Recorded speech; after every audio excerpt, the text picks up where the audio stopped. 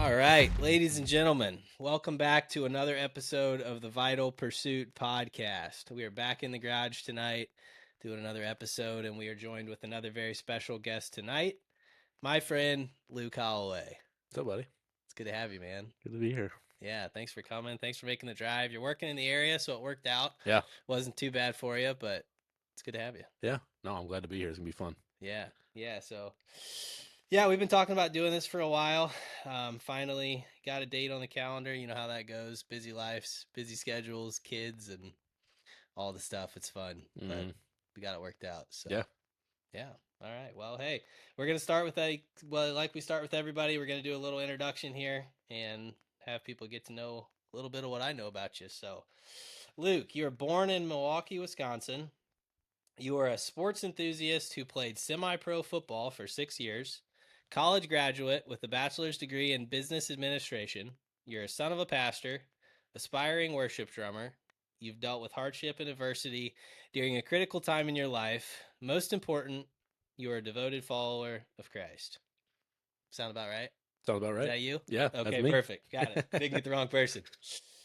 Cool, man. Well, yeah, we're both ended up being from the same area now, different backgrounds, grew up in different places, but mutual friends have kind of brought us together. Yep. So I think something else to point out would be your sister is best friends with my wife. Mm-hmm. So that's really, I guess, realistically how we know each other there. Yep. Yeah, so that's been fun getting to know you through that. But got a couple listener questions for you here. So every guest, I throw something up on social media and get some questions for you. So the first question is from your brother, and he wants to know what you shoot playing 18. Oh, gosh. Not well. I didn't even know you golf, so I mean. Yeah. I mean, again, not well, but we play, I don't know, every couple of weeks or so. So it's pretty fun. Trying to figure out how to dodge this question, but no. I think I'm in on a good day, I don't know, 120s. Okay. So I feel like that's probably not that good, it's right? not that good. Okay. No. I don't really golf, No. so I don't know. But No, data, so do you know how golf scoring works? Yeah. So 72, 71 Yep. is par. So then if you're shooting, in the 80s, like mid 80s, high 80s is usually bogey golf. So you're shooting one over on every hole, which is pretty good for most. insanely good. Yeah. So he shoots in the 90s, which is pretty good. This is why he asked. This is why he's got asked. You. Yes, here. yeah. Okay. Well, and so we played last year one time. Yeah. Where he gave me strokes. So because of I have a higher handicap than he does. So he gave me, I don't know, 7 strokes on 9 holes, and I beat him on strokes. So my score, and then I subtract 7 strokes, and then his score is what it was. Okay. So with my subtracted strokes, I beat him technically. So he's probably trying to, No. He wanted you to talk about that. He wanted me to talk this about is his that. Plan. Yeah. No, I am a golfer by hobby, not because I'm good at it. It's just because it's fun to get out and get to hang out with some friends and family and just be out in nature and get some steps in and you know. So yeah, nice. I feel like I like Joe Rogan's perspective of golf. He's afraid to do it because he knows he'll get addicted to it. And that's kind of how I feel about it. I got plenty of money wrapped into my hobbies as it is. The last thing I need is another one. Hunting's not, I think hunting and golf are the two, they're not cheap hobbies, man. It's so bad. I have the golfs that I have. So I first golfed when technically, actually, I got him into golf, by the way. So, okay, so he should coming out here. Yeah.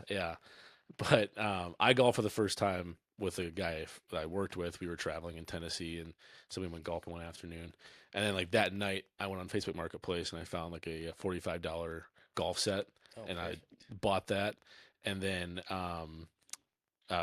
same set I still have, So it's super cheap, hodgepodge of clubs and all that stuff.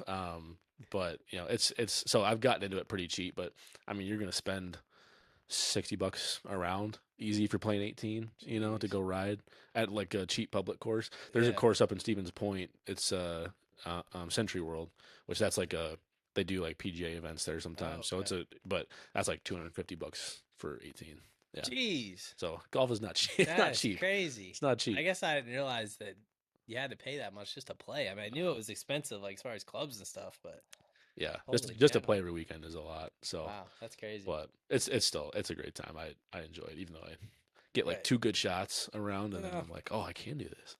being good at something doesn't mean, you know, it can be fun even if you're not good at it. Yeah, yeah. Enjoying and being good at it Right, they're not not the same they're not thing. mutually Like exclusive. life, I enjoy life. I'm terrible at it. Like, doesn't matter. It doesn't correlate. All right, Mark. I hope that answers your question, and you got to tell the whole world you're better at golf than your You can buy brother me on dinner tomorrow. the live podcast. Yeah, he. I'd say that's fair. Another question is from my wife. She wants to know what your favorite thing about growing up in a big family is, and now that you're an adult, what do you like about growing up in a big family? Oh man. Well, I would just say, um, I don't know. I mean, growing up in a big family, like as a kid, you know, we behaved just like every kid does. And like we fought a lot and, just didn't get along great when we were younger. But I think the best part about it now is just the fact that we have a lot of um like we're all super close, really great friendships. Um and I think that's probably the best part is that just getting to have a lot of built-in friendships. I mean, like, you know, my brother and I are super close, so um, which we weren't always, but you know, we all have grown up, I think, Mm, which is good. But yeah, I think just having like super close um a lot of like lifelong friends because like you make friends throughout high school and yeah. college, but the reality is you move away, you get cross Mm, states and all that stuff, and it's hard to kind of keep in touch. But um, having a lot of built-in friends has been super cool. yeah. Yeah, it's super cool. Yeah, I think that's something that I can definitely relate to. Is just you like you said, you grow up and you've got people that in your mind, you're like, these are gonna be my Hmm. my ride or die bros forever, And now Hmm. looking back, I see some of those people, and it's like I haven't talked to them in years, Yeah.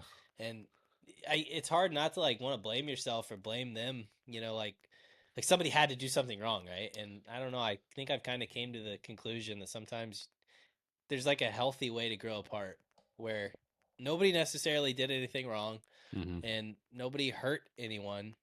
Life just kind of grew you apart. Yeah. Like, Yeah. no, I'm not mad at those people. I'd be glad to see them tomorrow. It's just our paths. Yeah.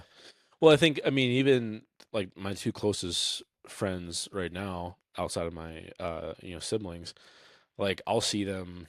Like we live half an hour away. Like we live pretty close, um, and I'll see them, hang out with them. I don't know, each like once a month, maybe. Oh, okay. You know, Yeah. I think it's more so it's just like the reality of life. Like Mm, just get busy. Like they're starting families and have kids now, and so it's just reality. yeah. And so that's the cool part is like with your siblings, it's every time we get together for a cookout or something like that, you're gonna see them and hang out with them versus where it's just harder to see other people all the time. So Yeah. that's I think one of the cool parts about a big family. Yeah. Yeah, for sure. It's nice to have, as I guess as I age, it's nice to have friends that have just like I get it's how am I trying to say this? I'm glad that I have the friend group now that I have, maybe a little bit different than the friend group I thought I would always have, because I know the friend group I have now is way more understanding of like life in Hmm. general, as far as like you have kids, you're busy. Like I can see God like bringing friends and taking friends at the same time for what was going to be best for me. Hmm. Like now, looking back, knowing that those people that I'm surrounded with now, when I can't make it, they're like, okay, cool. We'll Yeah. see you next time. Yeah, I mean, like my best friend that I've since I was I don't know in high school or even a little bit before.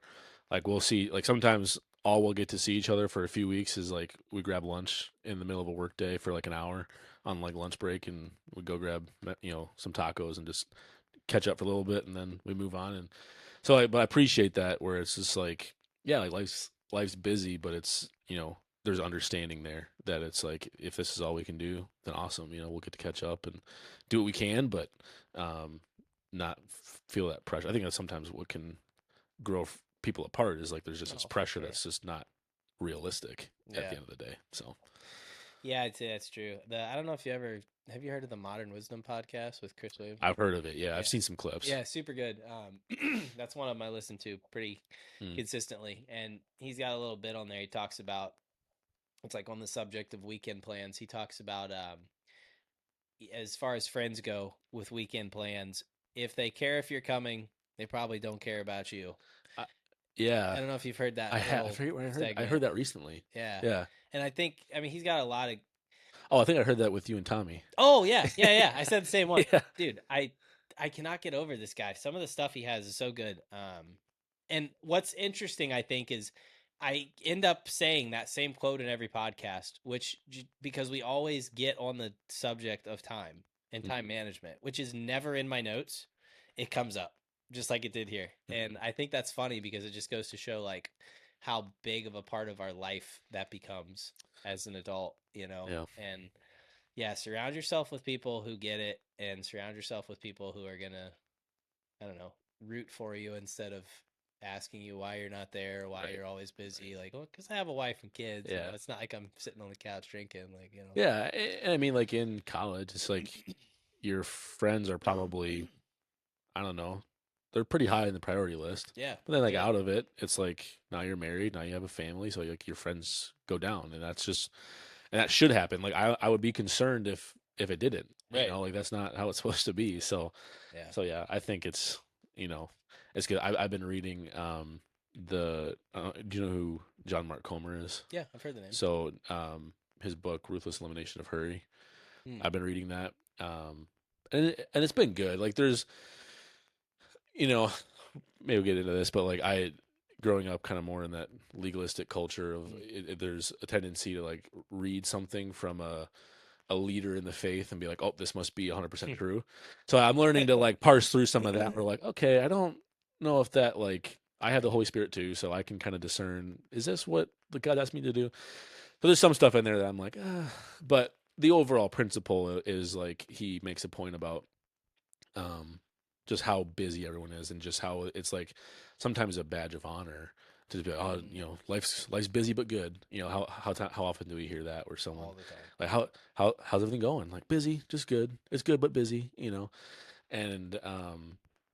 and it's glorified in like the hustle culture and all that stuff. And so there's just he makes this point about, well, that comment that gets made of if I just had 10 more hours in the day, I could, I wouldn't be as busy.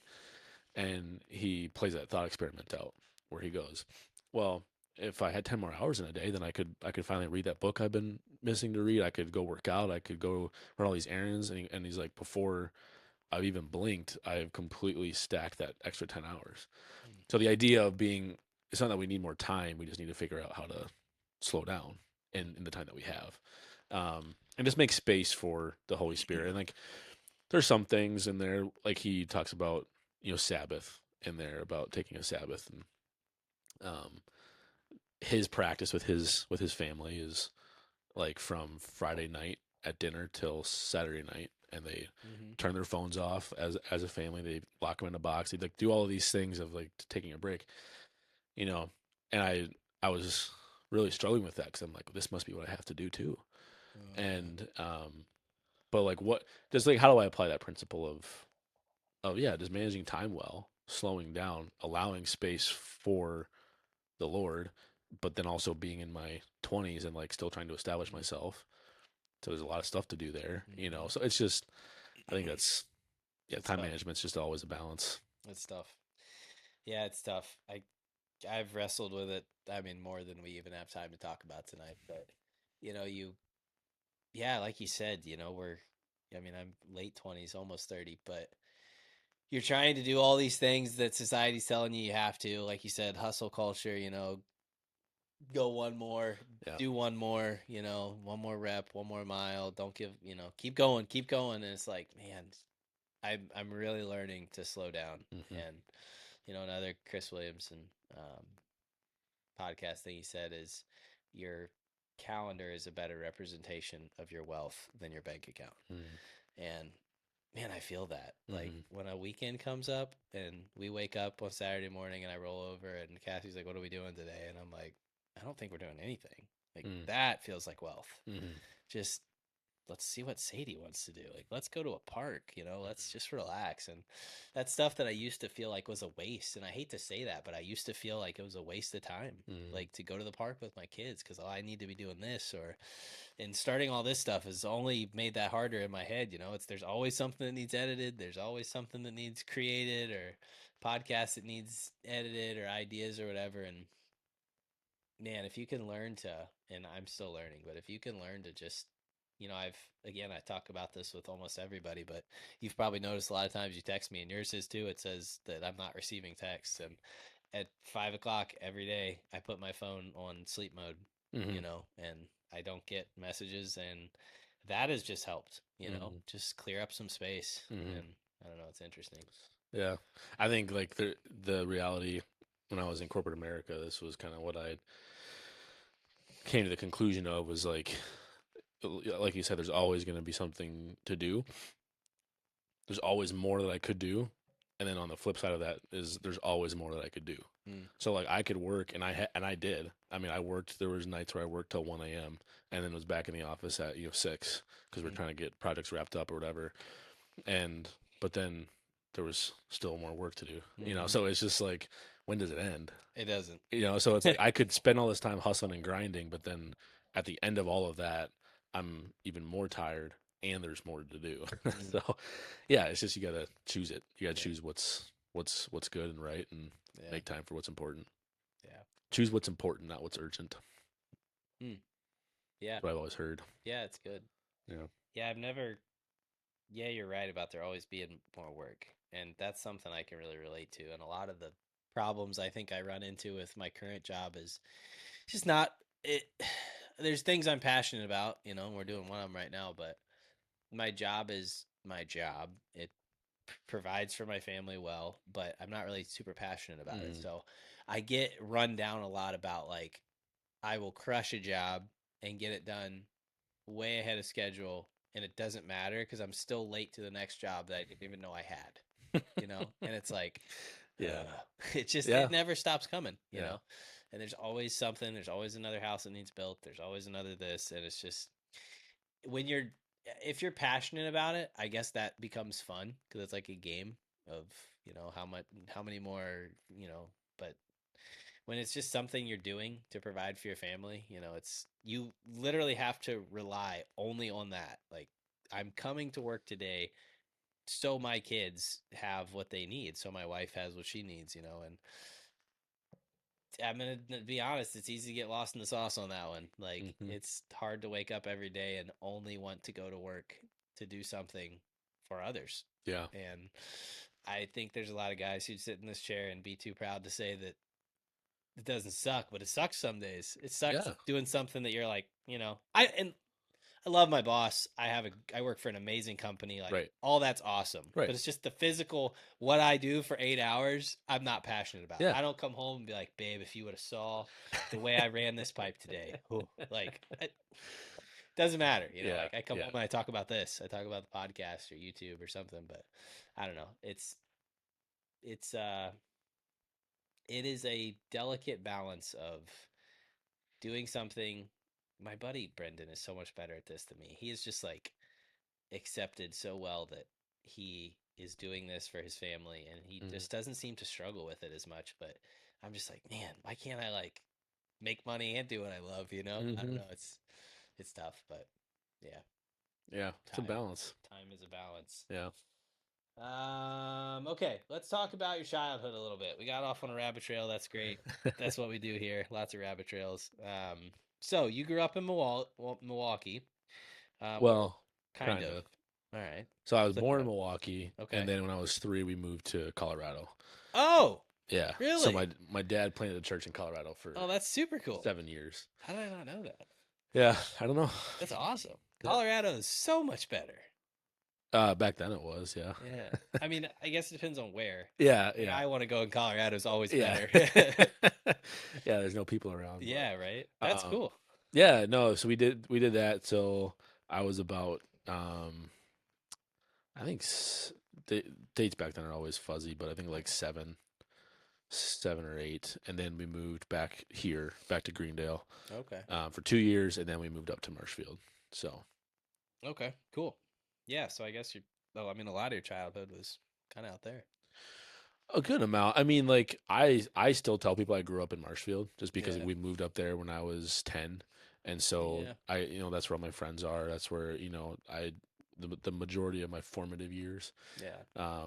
And I have some memories from Colorado, but not a ton. Yeah. I So guess. it's kind of like, Yeah.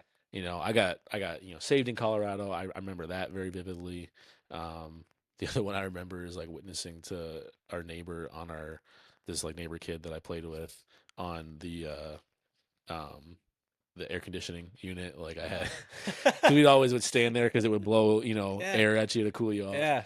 So, but I remember him asking me something about it and about like salvation, and I was just like, I ran inside to mom, and she like grabbed my Bible and she highlighted the Romans Road really quick, and then I ran back out and I like went through the Romans Road with him on our air conditioning unit, and I don't know if he ever, I don't have contact with him anymore, but Yeah. that's another vivid memory. But Huh. other than that, there's not a ton of memories out there in Castle Rock, but yeah, we were out there for a few years, and then back to Greendale for 2, um, and then yeah, then my dad took the church up in Marshfield. So Okay.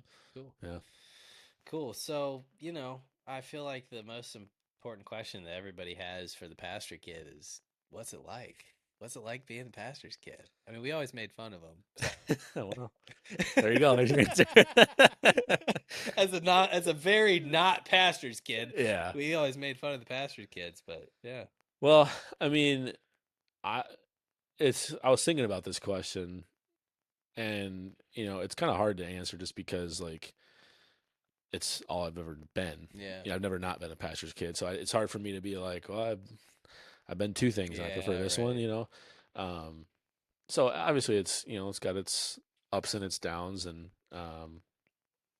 but for the most part, I mean, again, growing up in for the most part in Marshfield, I mean, a lot of it helped because a lot of the I was homeschooled from kindergarten all the way through high school, and all the other kids in my church were too. So it was kind of like Yeah. there wasn't a lot of difference there. It was a smaller church, so there wasn't like a ton of kids my age that were like different groups. It was kind of all like we were all kind of like in the same group. So Sure.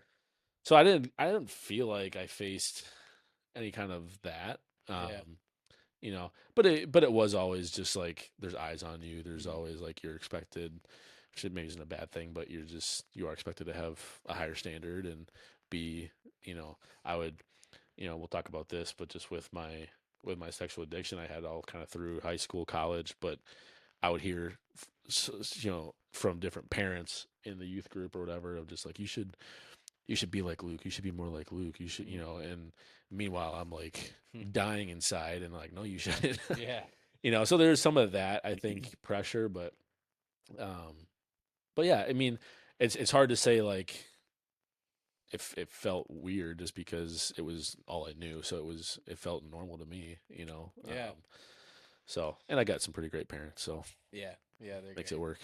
I've only got the pleasure of meeting them a few times, but Yeah. they seem great. They Yeah. love you guys, which is great. Yep. Like you can just instantly tell, Yep. and Sure can. that's awesome. So, Yeah. um, yeah, I think the pressure thing is something I wanted to talk about, which I mean, you kind of hit it. Obviously there's added pressure. There's always eyes.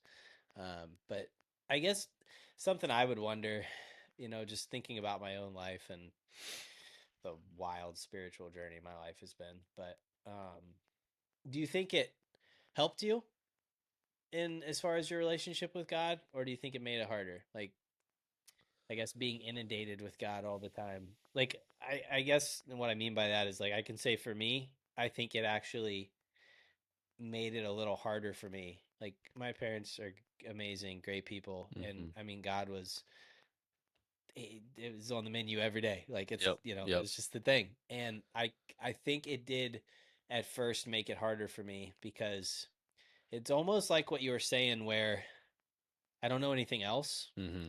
I think that I don't know anything else actually made me struggle a little bit when there was something else Mm, because I had, well, now what? This is all I've ever known, yeah, but now there's other stuff, yeah. you know?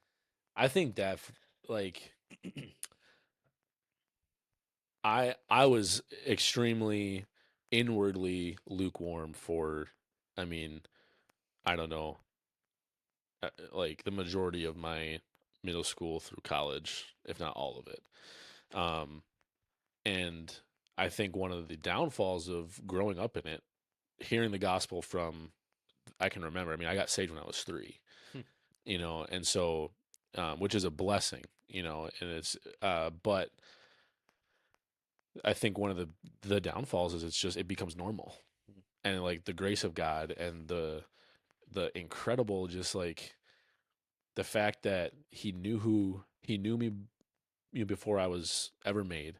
He knew me before the world was made, and he knew all the things that I have done and will do, all the nasty, dirty, rotten things.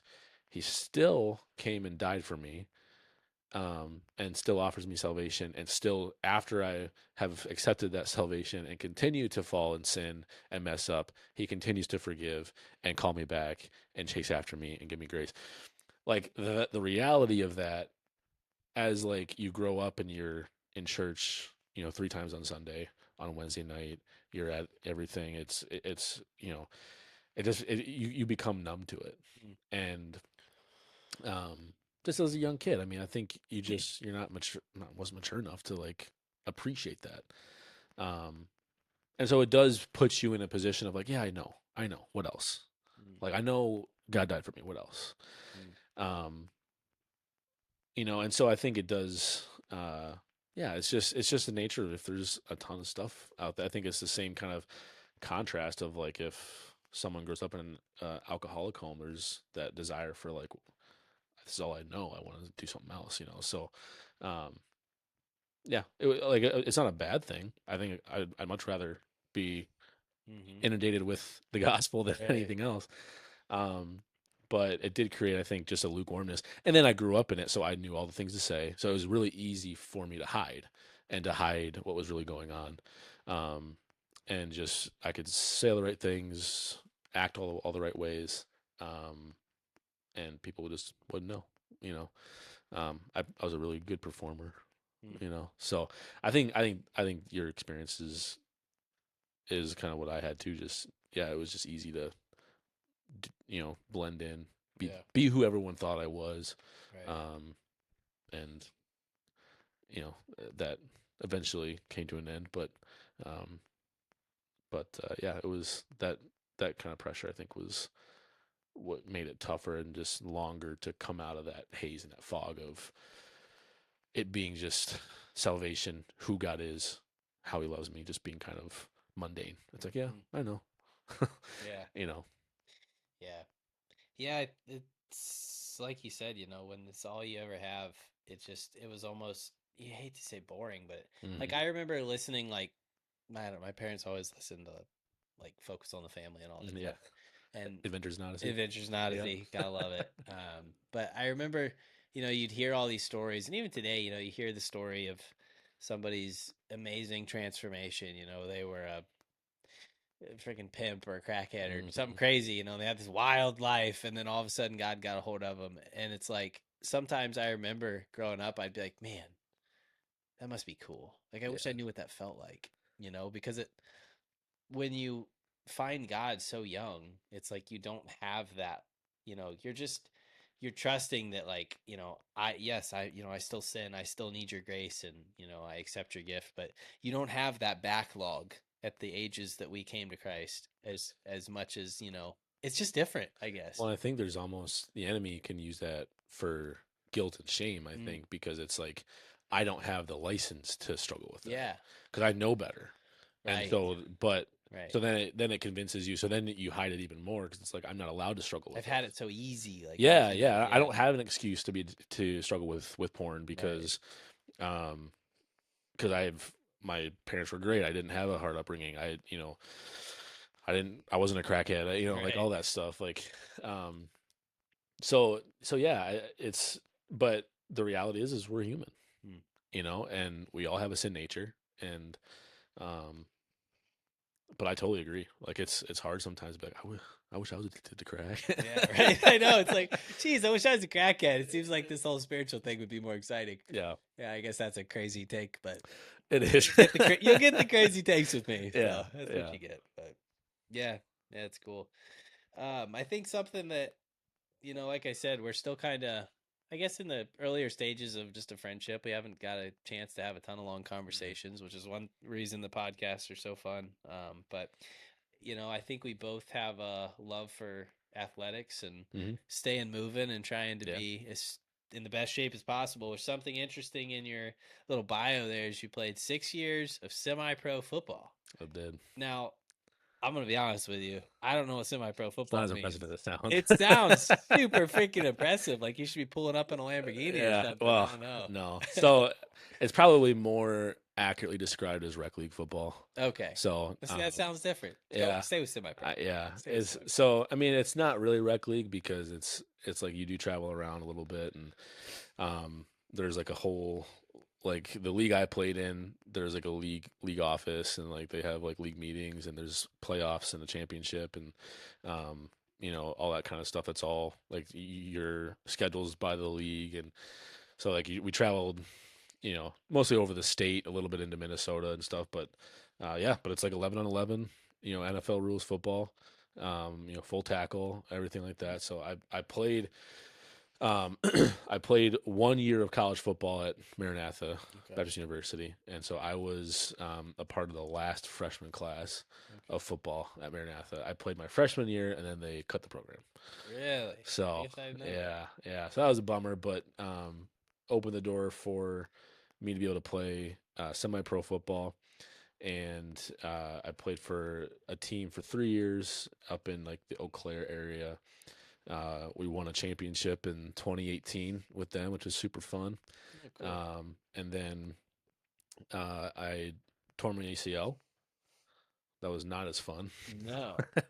And so I missed 2019 because of that, rehabbing that injury because I tore it in the off season. So That's a long rehab, right? yeah, it was like so I tore my ACL in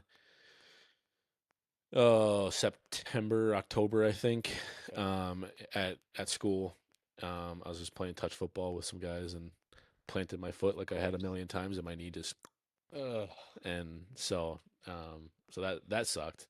But then I had surgery in November, and then I was cleared for football activities in October. So it was almost a good year before I could play football again. So, but the cool part is I got cleared to play football, and then the first game I played was an exhibition game at U.S. Bank Stadium in Minneapolis. So we Oh, got to cool. play. So that's my if I was telling my brother I was like I'm past the college age where you have to give fun facts every year about yourself. All right. So that would have been my fun fact, but as I played a football game at an NFL stadium, but Oh, jeez. so did that, and then COVID happened, so then I missed 2020 because of COVID. Yeah. Then I played for a different team in 21, and then uh, didn't play in 22 because of some personal stuff. Because that we'll talk about. And then I played my last year in 23 for a team, and we got all the way to the league championship, and then we lost. We lost our quarterback in the middle of the season, so for the year. Um, but that was fun. That last year, it was just getting to the point where I'd wake up on Sunday and could hardly walk, and I was just, and then like week 3, I sprained my meniscus in my other knee. Oh, jeez. I had to rehab that for a month. I missed a month of the season. Then I sprained my AC joint in my right shoulder, and it was just getting to a point where I would play on Saturday, and then Sunday through Friday, I was basically doing rehab in the gym to just like loosen up my body to be able to play again. And then I'd play again and then go through the whole thing again. So it just became like a chore. And it's like we start playing in April, and then we went all the way to the championship, which is in August. Oh, jeez. So it's every weekend for however many months that is. It's a lot. It's like It's a lot of games. 15 or 16 games. So it's if you go all the way. So it's a long season. And so I just got to a point where I was like, I think like I never got to play tackle football in high school, and that was also something I wanted to do. And so the Lord blessed me with that ability, the opportunity to go play football and to meet some great people, to Yeah. be a witness in kind of that place, which was really cool. Um, and just getting to a point where I was like, you know what? I think I don't want to have every Saturday from April to August taken for, and I want to be able to go to baseball games and do cookouts and not feel like I'm dying every Sunday morning. Right. So it was very clear, like, it was time to be done, and I was happy to. I was ready to be done, and I knew before the end of the season that I was going to be done. So like that championship game, win or lose, that was going to be my last game, Oh, okay. because it was the end of the season. So it was very surreal. Like I was so aware of it, and so I was like, this is my last on field warm up. I got to go do like an individual warm up, and I sat in the end zone for a little bit and just kind of like took all that in. And then when we went for team warm ups, and just I was like, yep, this is the last team warm up I'm doing. And then so I was just very aware of all of that and very at peace with it. And then we lost and the game was over and I cried, and because it's just like all the emotion, the adrenaline kind of wears off, and you're like, oh, it's actually over now. Yeah. And so I miss sometimes the idea of playing football. Oh, yeah. It was like, oh yeah, that was so fun to be with the guys and just go Yeah. hit something. And but then I'm like, I remember what's all involved with playing Right. football, and I'm like, never mind. Right. Yeah. So yeah, That's so it was a cool. fun couple years, but Yeah. um, yeah, on Super to cool. better things, I think. But I feel like that's super rare. And maybe I'm totally wrong with this, but to be in a moment like that and actually, like you said, really understand what's going on. Like, Mm. I think I'm trying to think back. I played basketball through high school, and I'm trying to think back to the last game I ever played, and I can't remember it.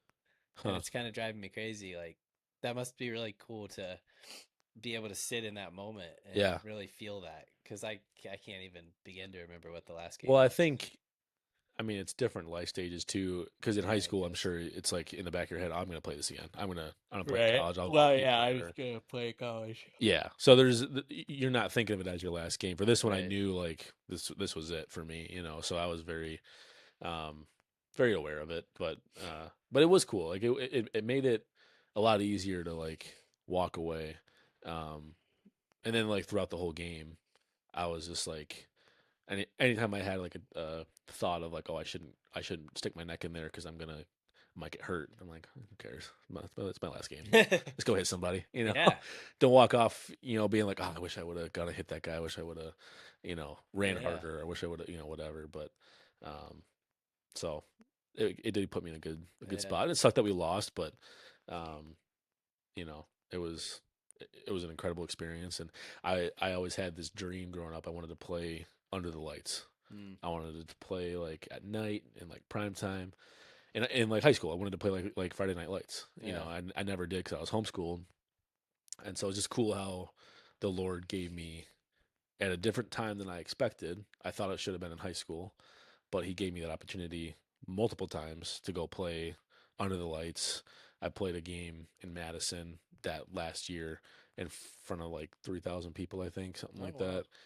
Which that was the most fun I've ever had playing football. It was a That's so cool. blast. We came back from down 10 points in the fourth quarter and won. Like it Nice. was just it was an incredible experience. The crowd was super loud. Like it was so fun. That's awesome. Yeah, yeah. So there were some really great memories, and I got to win a championship, the first year that I played. So did a lot, and I was just like, yeah, I think I'm at peace with walking away. Now it's time to do something else. So That's awesome. there's guys that are in their 40s still playing, you know, but I look at that too of guys that are older that continue to play, and I'm like, well, a lot of them aren't Christian, Yeah. and so they don't have like that church community. Yeah. So like the reality is like this is their community. This This is is where it. they go to Yeah. hang out with the guys, um and so I think it makes a lot more sense when you look at it that way. Yeah. But Yeah, that's true. That's true for sure. That's cool. Yeah, well, now we know what semi-pro football is, so it all yeah. makes sense now. That's cool though. That's really cool, man. So I think, I asked another guest, Austin, the same question. What do you think sports has done for you just in your personal life? I know for me, it really just it's kind of the foundation to who I am, just work ethic. Work hard, do your best, don't Mhm. give up, stuff like that. But what do you think What do you think some positives or some negatives that the sports has brought you in your life that maybe you still use or still hold on to? Yeah. I mean, I think the one that comes into my mind right away is kind of sports related, but in the context of my ACL and my recovery to that, um, of just like I can do hard stuff. Mm, I and like the beginning stages of recovery of like rehab for that is so painful. mm, So I got like a patellar graft. So they grafted the top of my patellar and then pulled that through. So then your patellar has to heal because a tendon will heal itself. It'll grow back together. A ligament doesn't. okay. So they can pull from the middle part of your patellar. It'll heal itself, and then they can use it as your ACL. But when they do that, it's super weak and it's right on the top of your knee. So any bending is so painful. Oof. And so like the beginning stages where you're trying to build back, I completely atrophied in my right leg, so I had no definition in my quad. I had to build all that back. I still remember the first day that I was squatting and I could see like definition of my quad again. Mm, So, but I think just like it was a really hard recovery. yeah. Um, and it was every day for like 2 hours, 5 days a week, just in there working to be able to get back and play again. Um, and so I think that's just like whenever I feel like, man, life sucks. This is too hard. I can't do this. It's just like, no, I've done hard things before, Mm, and I can do it again. So I think that's been a big one. Obviously, like the importance of staying in shape and staying healthy and trying to take care of your body. I think has been a big one. But yeah, I think those are probably the yeah. big two. Yeah. I think, the human body it was meant to go through adversity. Mm, I think I don't remember exactly what the statistic is, so I'll probably butcher it here, but I think the second leading cause of death right now in America is being labeled as a sedentary lifestyle. mm, And that's crazy. You think of a culture who drives cars 80 miles per hour all the time, and the second leading cause of death is not car accidents. Like it's just yeah, not moving. yeah, And I think we talked about it a little bit at dinner. I don't think we were made to sit in front of a computer mm, or to sit and scroll on our phones. God made our bodies so intricate and just incredibly designed to do hard things. I mean, the way we bend, the way we yeah. move, like we weren't meant to sit, you know? Well, yeah. I mean, not that this is probably a great example, but like you think about a football player and like how two humans can run full speed at each other and bang, and they get up and they walk away and go Yeah, do it again. right. I mean, like, um, or like guys that climb Everest, or yeah, it's like I think the human body is capable of a lot, Yeah, and yeah, just being able to be active and move, and yeah, so it's not something I've always been great at, and like yeah, as I've gotten emotionally healthier over the last couple of years, I think it's helped me to realize like, no, I got to take care of myself here, and um, just being able to like, when I'm older, if the Lord blesses me with a family to have kids and grandkids, to be able to like go out and throw a ball when I'm in my 70s, or yeah, what if the Lord lets me get that far, I guess. yeah, um but yeah, just being like, I don't want to be you know just being a good steward of the body, and yeah, it's capable of a lot. yeah. I know for me, like my brain and my body are very closely connected. So like Mm, if I feel good, I feel good. If that makes sense. Like mm-hmm, my mental health and my physical health have always been very closely mm, aligned. Now, I have obviously seen them separate a little in the past couple of years with different health struggles, but I think for me, sometimes getting in a better mood can mean legitimately going to work out. Like, a bad day can be a little bit remedied by moving. And I think it's just so cool how God made our body to like work off of itself like that. Like your mood can be boosted by the endorphins of running, Yeah. and Well, they've done like studies on that, right? yeah, It talks about like the yeah, dopamine that gets released when you yeah, exercise. Yeah. yeah, just yeah, and it's just the theory of doing hard things. Like there's the wooden box is an ice bath, and Oh. yeah, it's redneck, but getting in that thing every day, and it's like it sucks every day. It Mm. never gets any less sucky.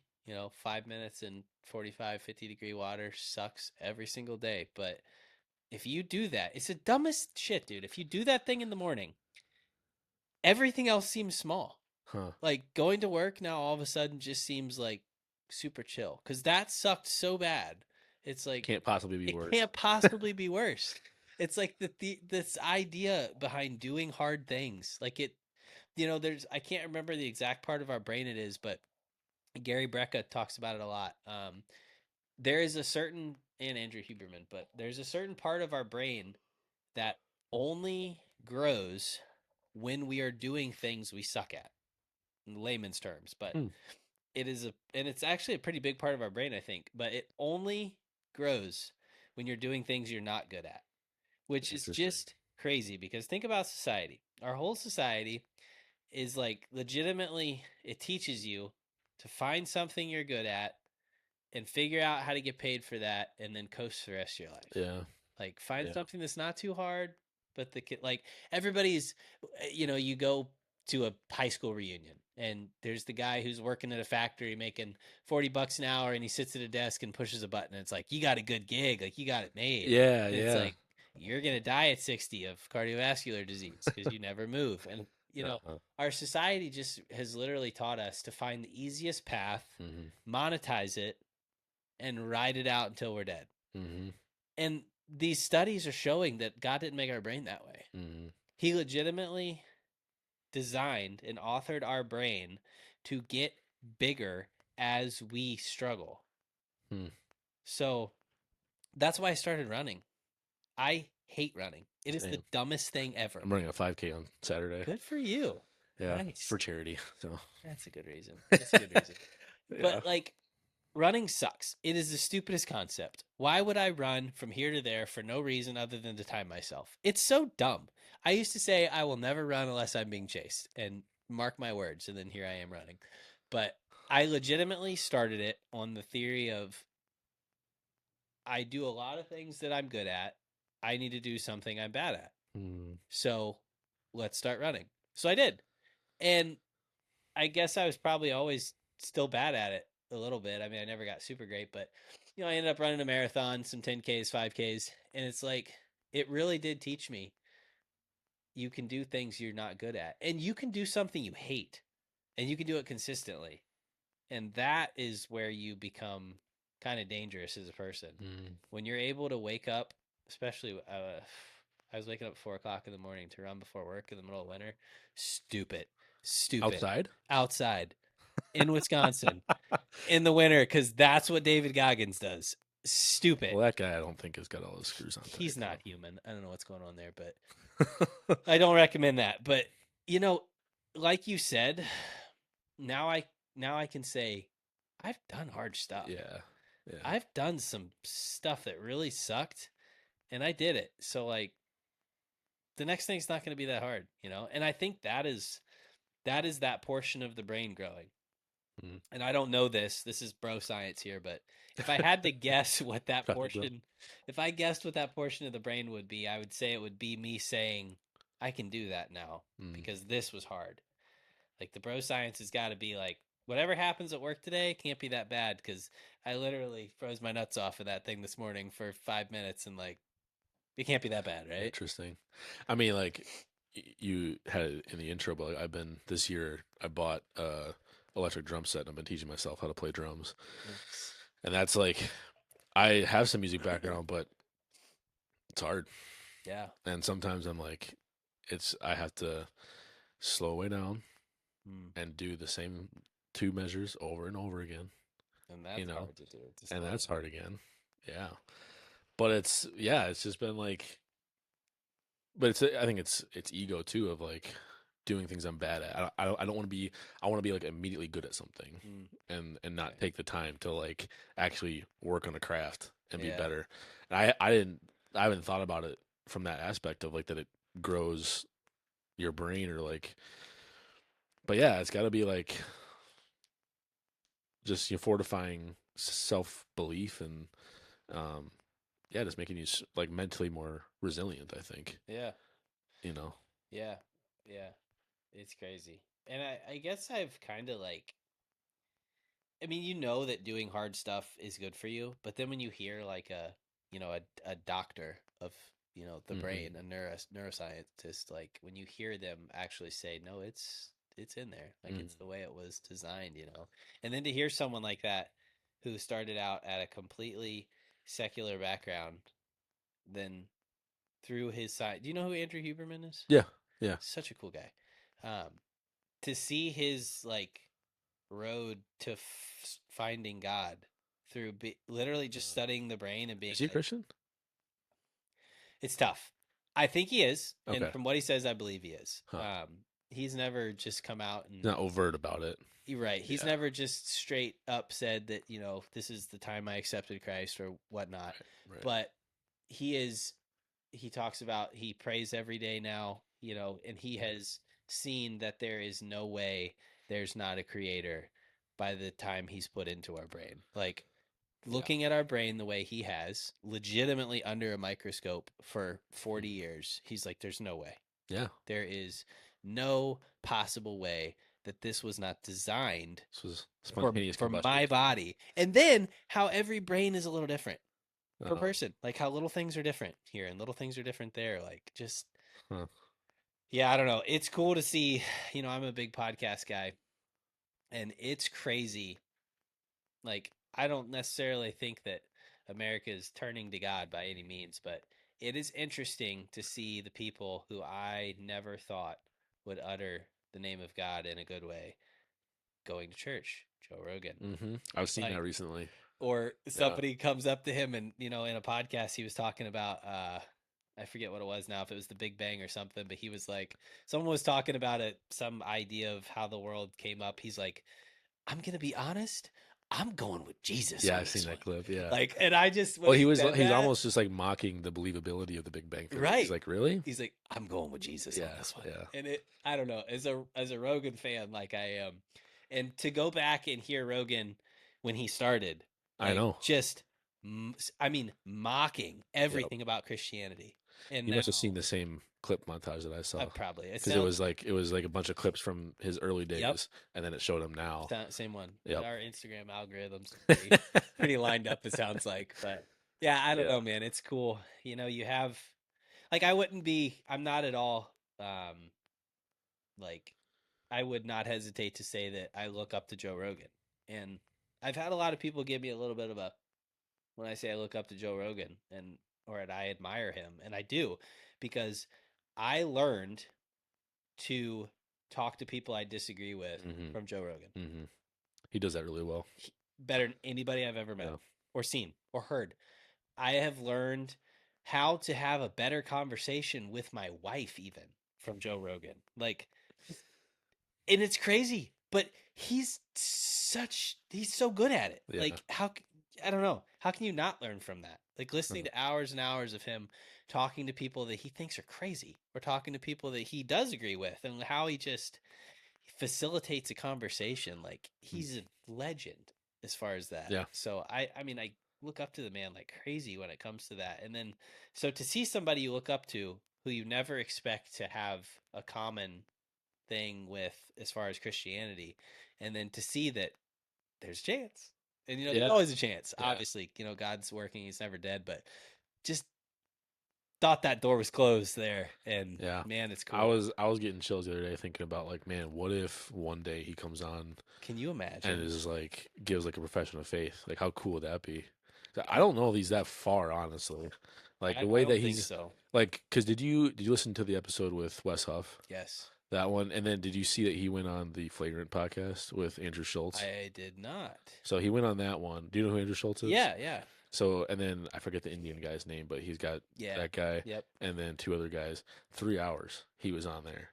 Wow. that one, and obviously like the guy who's Indian is, I think he's, I'm gonna butcher this, but I think he's I know who you're Buddhist. talking about. I think, Yeah. but he was very much like, they weren't hostile, but you could tell he just did not agree Yeah. with them. But like, I think Wes has done, and it's very clear that God's giving him platform by all the Mhm. stuff he's doing.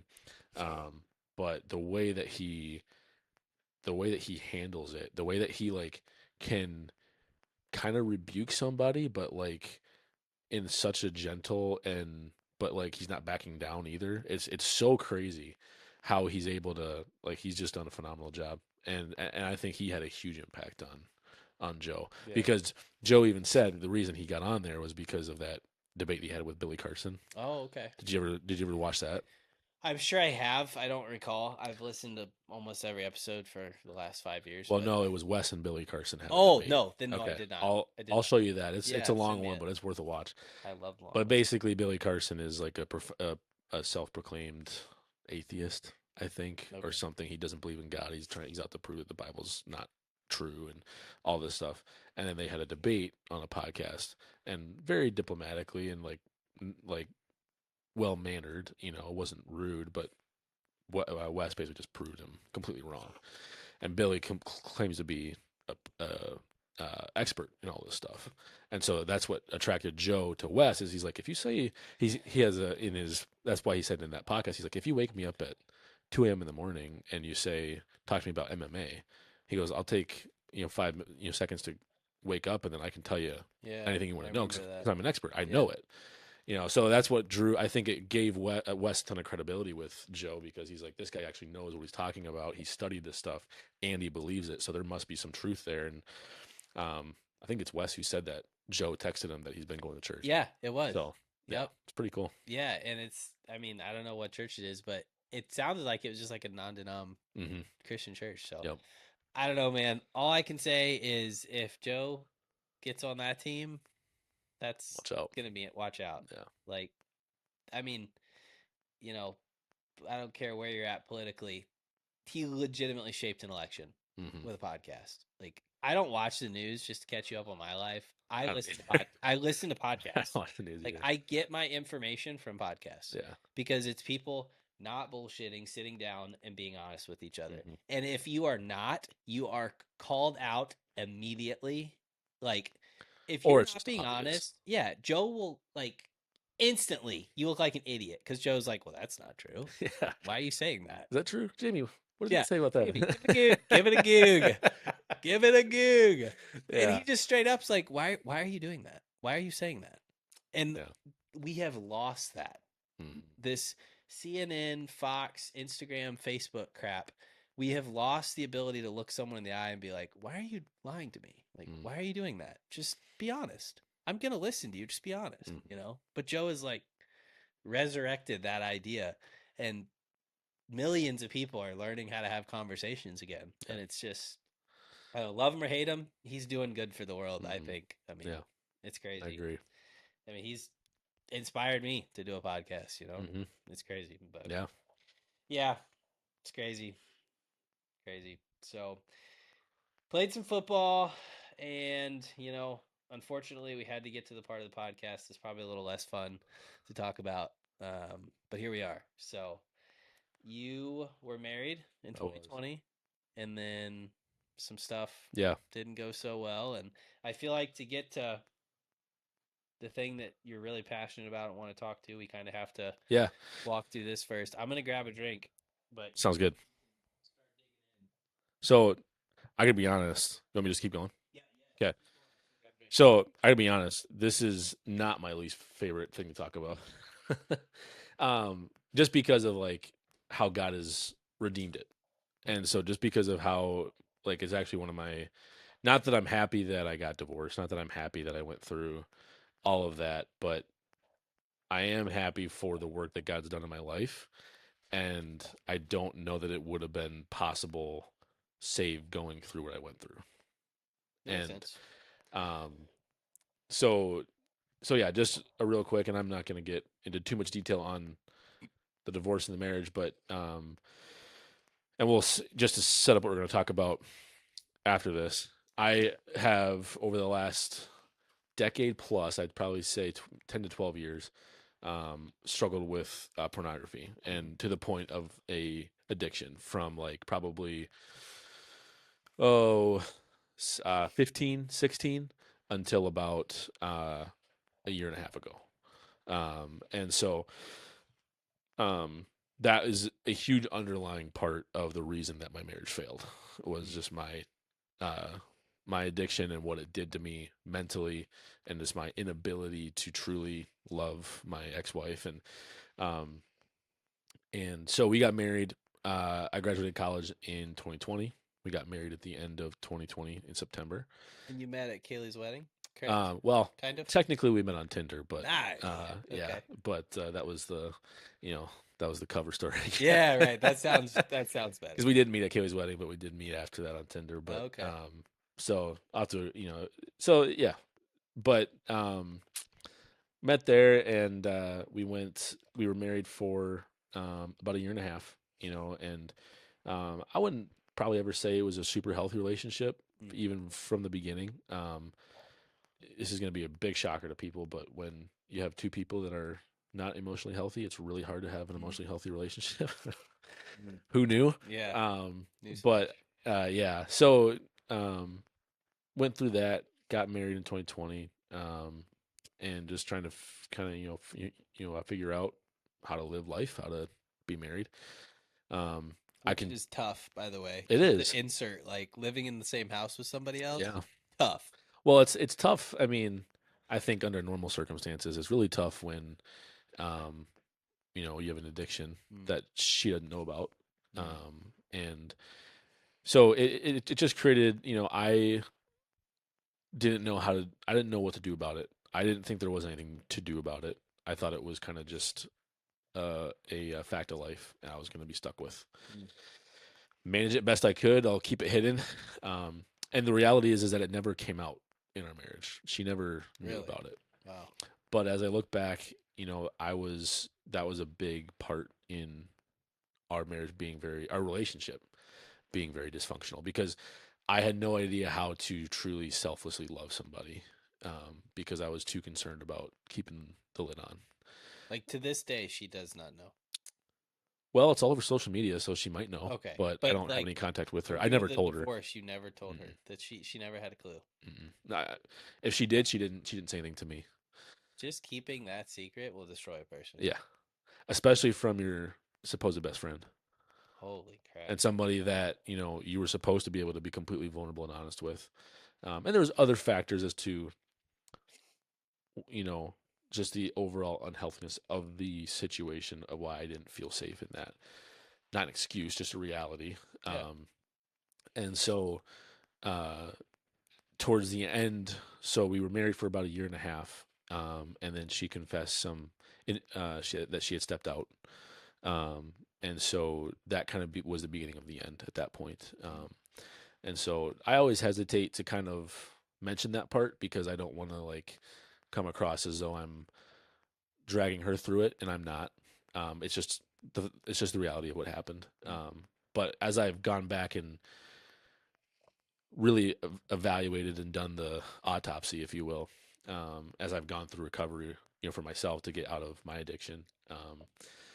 Uh, Really, it was so easy through that whole thing to play the victim. Mm. I was like, "Can you believe this is happening?" And I wasn't doing it consciously. I wasn't like trying to take advantage of people. I truly felt like a victim. I truly felt like I had been wronged. And I believe that God divinely used that to end a marriage that was not good for either of us. Mm. Um, and one of the coolest things that I learned about God through that whole time is that God cares more about me as his son, cares more about her as his daughter than he does about our marriage, and that he Mm. wants us to be, um, marriage is a picture of God's relationship with the church. So while I believe wholeheartedly that he hates divorce, um, I also think that he hates a unhealthy version of that is not, you know, uh, honoring what the picture of his relationship with the church is. I love Um, that. I've yeah, I've never heard anybody say that in that way that he loves you more than your Mhm. marriage. And but I think that would step on some toes, especially in the background that we Yeah. both grew up in. But I love that. Yeah. Like I think there are so many people 50s, 60s, 40s, especially that age, who are in relationships that just exist. Hmm. And there's nothing scarier or more terrifying than me Yeah. than being I getting agree. to 50 and being like, why am I here?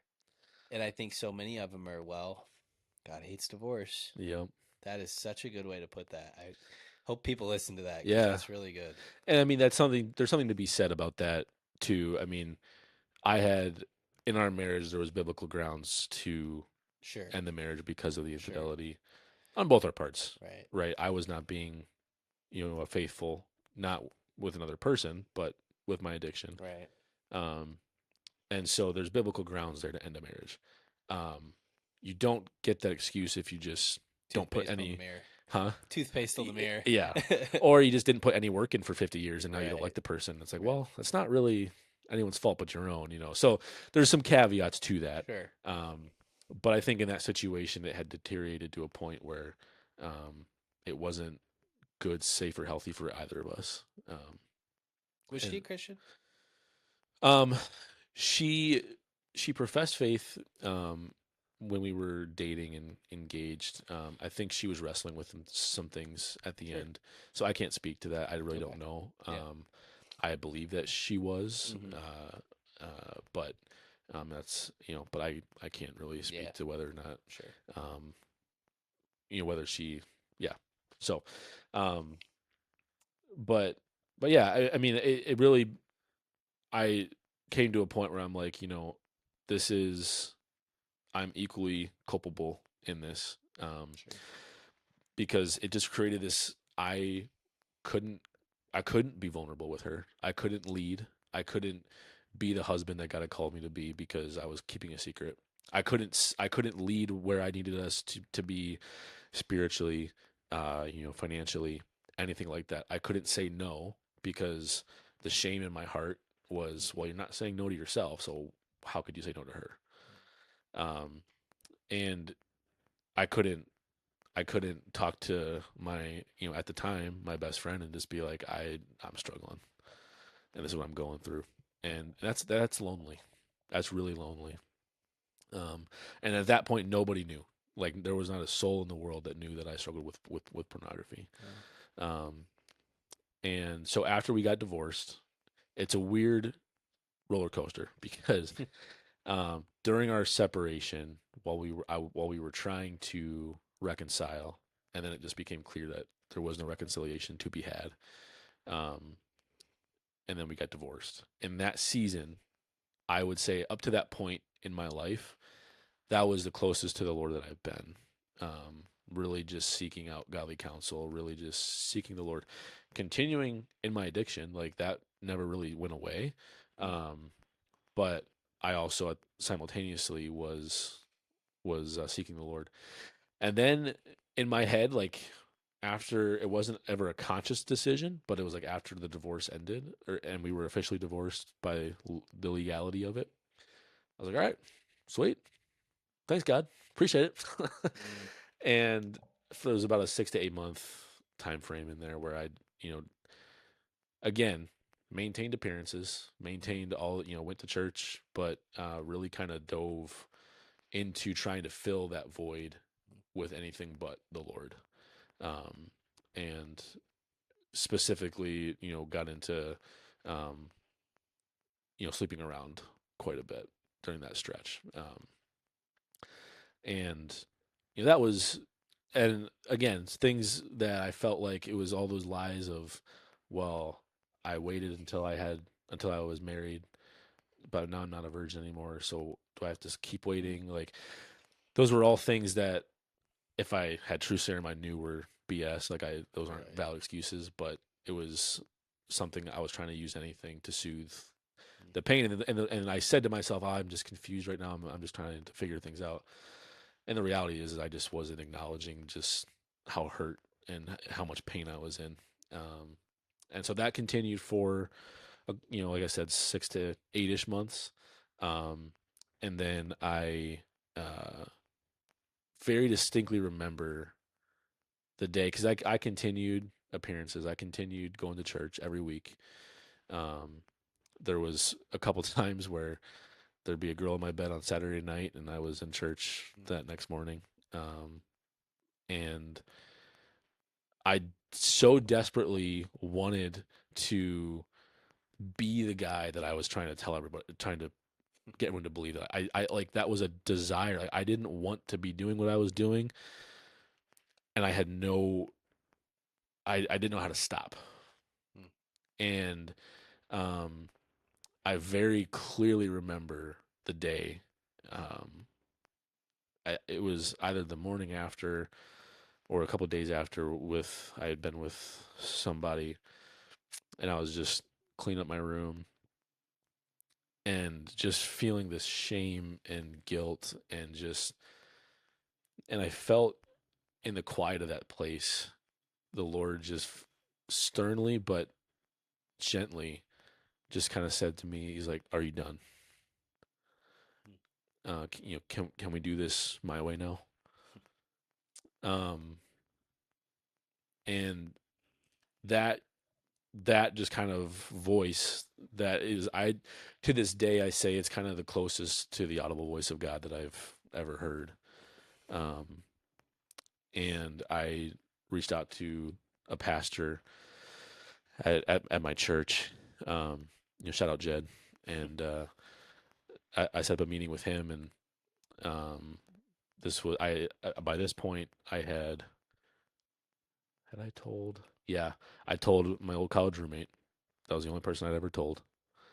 Um, and then I went and I sat with Jed, and he was the second person I ever told.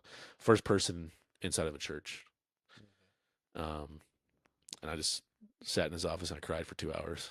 Mm. And I remember the feeling I had was I I hate everything about this. I hate that I do this. I hate what I see in the mirror every day, and I physically cannot stop it. Mm. And he just smiled at me and handed me a box of tissues. And the first thing that he said is, he said, "I'm so glad you're here." Mm. And and that was the beginning of this what would be now 2 year journey to this point, and got me connected with groups in the church to start, and then joined the full length recovery group that I'm helping to lead now. Um, and God is just the redemption and like if you had told me 3 years ago, like, dude, you're gonna be living in like complete freedom and health, and you're gonna be able to operate through life without pornography, and you won't need it anymore. Not that you won't feel tempted, Right. but like you will have the ability to go through life and not be depending on it. I would have been like, okay, all right, if you say so. Right. It's just the amount of freedom and um, just redemption that God has brought in my life is unbelievable. Mm. So that's I don't know if I went farther than I was supposed to on that, You're doing but just fine, man. Yeah, I don't know where to start. I guess I'll just start with what I remember. I yeah, there's so much to unpack there. Um, First of all, thank you for yeah, talking about it. I mean, I know anytime I've already had one guest who was divorced and went through a mm, real shit show there, and um, anytime somebody's willing to talk to me about this stuff, it means the world to me. So I want you to understand that, and it's yeah, bigger than a podcast yeah, here. Thank you for yeah. telling me It's and it trusting me with that. yeah, That means a lot to me. absolutely. It's hard for me to like communicate sometimes to people that like it's I don't know why it's not hard for me to talk about. Mm, And it's God. yeah, yeah, because my heart in it is it's like I never thought this was possible. and then I see it, and not that it's not easy. The last 2 years have been the hardest 2 years of my life. Um, but it's so accessible. Like freedom is right there.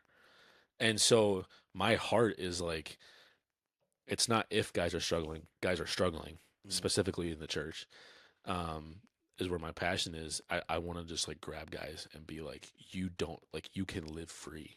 mm, And so, like, if God can use my story to do that, then that's so, like, you know, whenever I tell people, I always hesitate to tell people I'm divorced because everyone's like, oh, I'm so sorry, And like it sucked. It did suck. But the reality is that where God has brought me through mm, is 10 times better than what would have been. And so like I'm not sorry, you mm. know.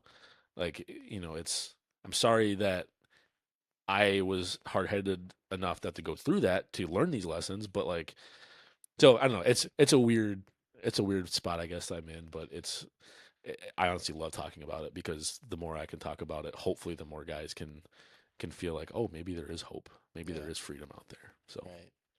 I mean, I it's such a trite saying, but everything happens for a reason. And yeah, it's a stupid saying until you add God to it, and then it becomes a really cool yeah, saying. And it's I think it's really cool now.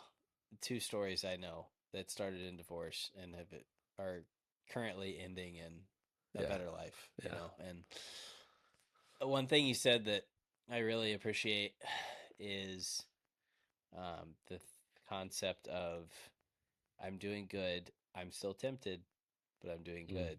And I think it took me a long time even just to realize that in life, Um, I'm hard on myself if you haven't picked up on that just from the way I live my life, but I'm extremely hard on myself and nobody has to tell me I screwed up. mm, I know before anybody does. My boss loves me and he says my favorite thing about you is I don't have to be hard on you. No one will ever hurt you more than you do. mm. And first of all, Oh, that's a great character trait. it is what hurts me the most is Yeah, me. yeah, And I battle it to this day. mm, Um, I am extremely hard on myself in a lot of unhealthy ways, and eventually we're going to talk about that. But it it is cool to see someone who you still struggle, but it's okay. And I think that is something that a lot of Christian guys or just everybody needs to understand is walking with God does not mean you will not be tempted.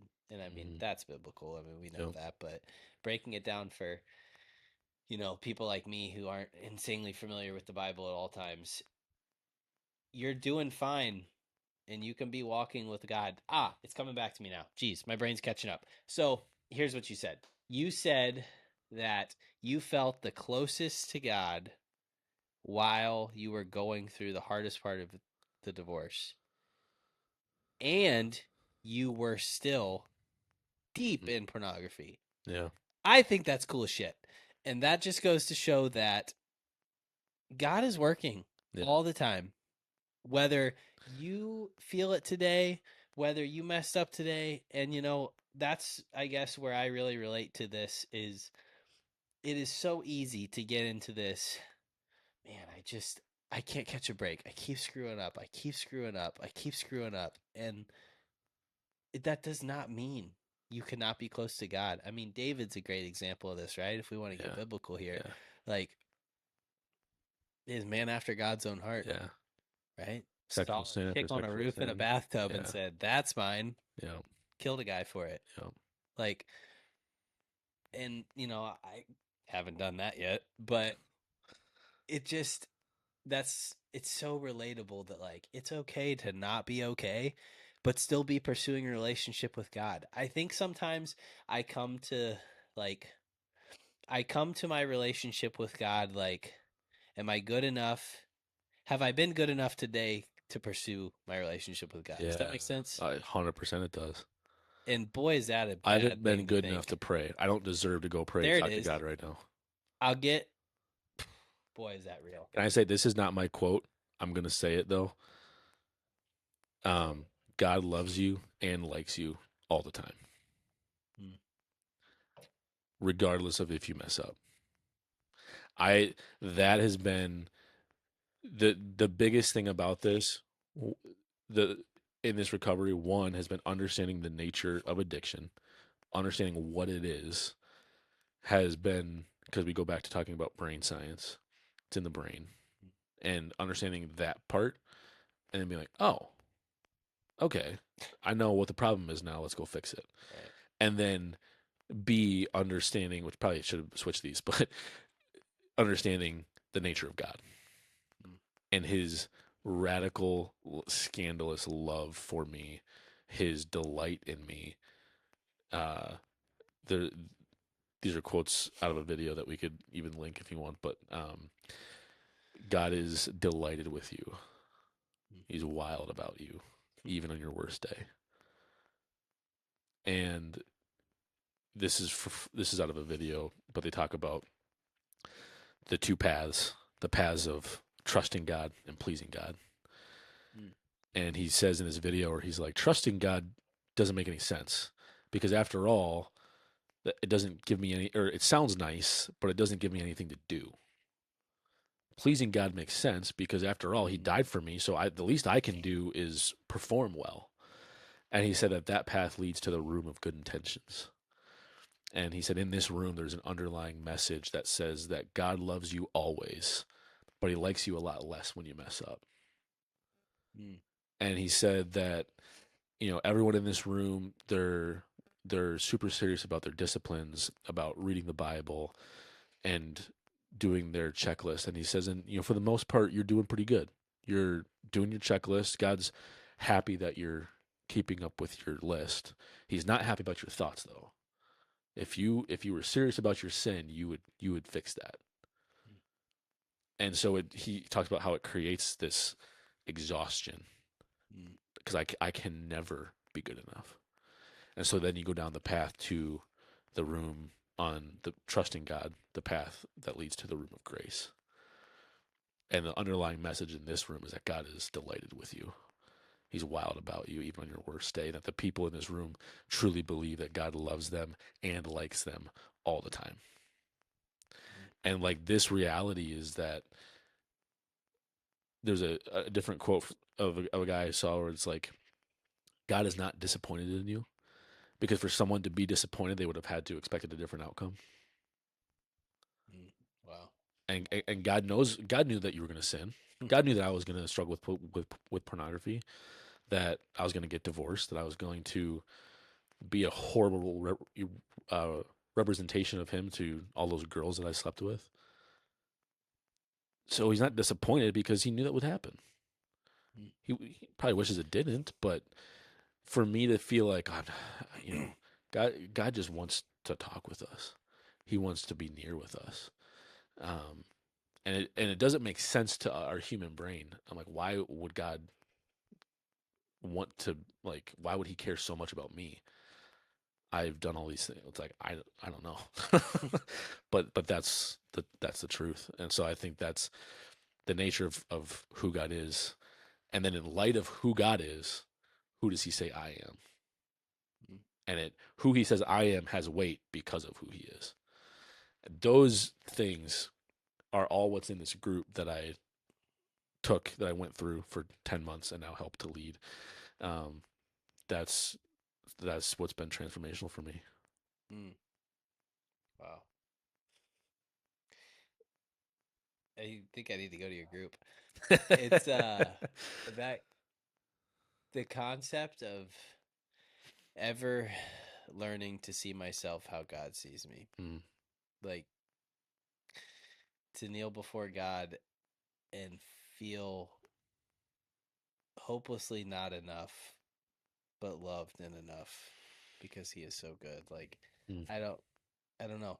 I'm sure I'll get there one day, but In that heaven. is something that I think so many guys, and I'm gonna say specifically guys, are dealing with, is just that not feeling enough or Mm, feeling like you're coming up short, And I've talked about this before, but there's so much pressure on a man in this world who has a wife and who has kids, or even if you don't, there's just pressure as a male to perform Yep. all the time. Yep.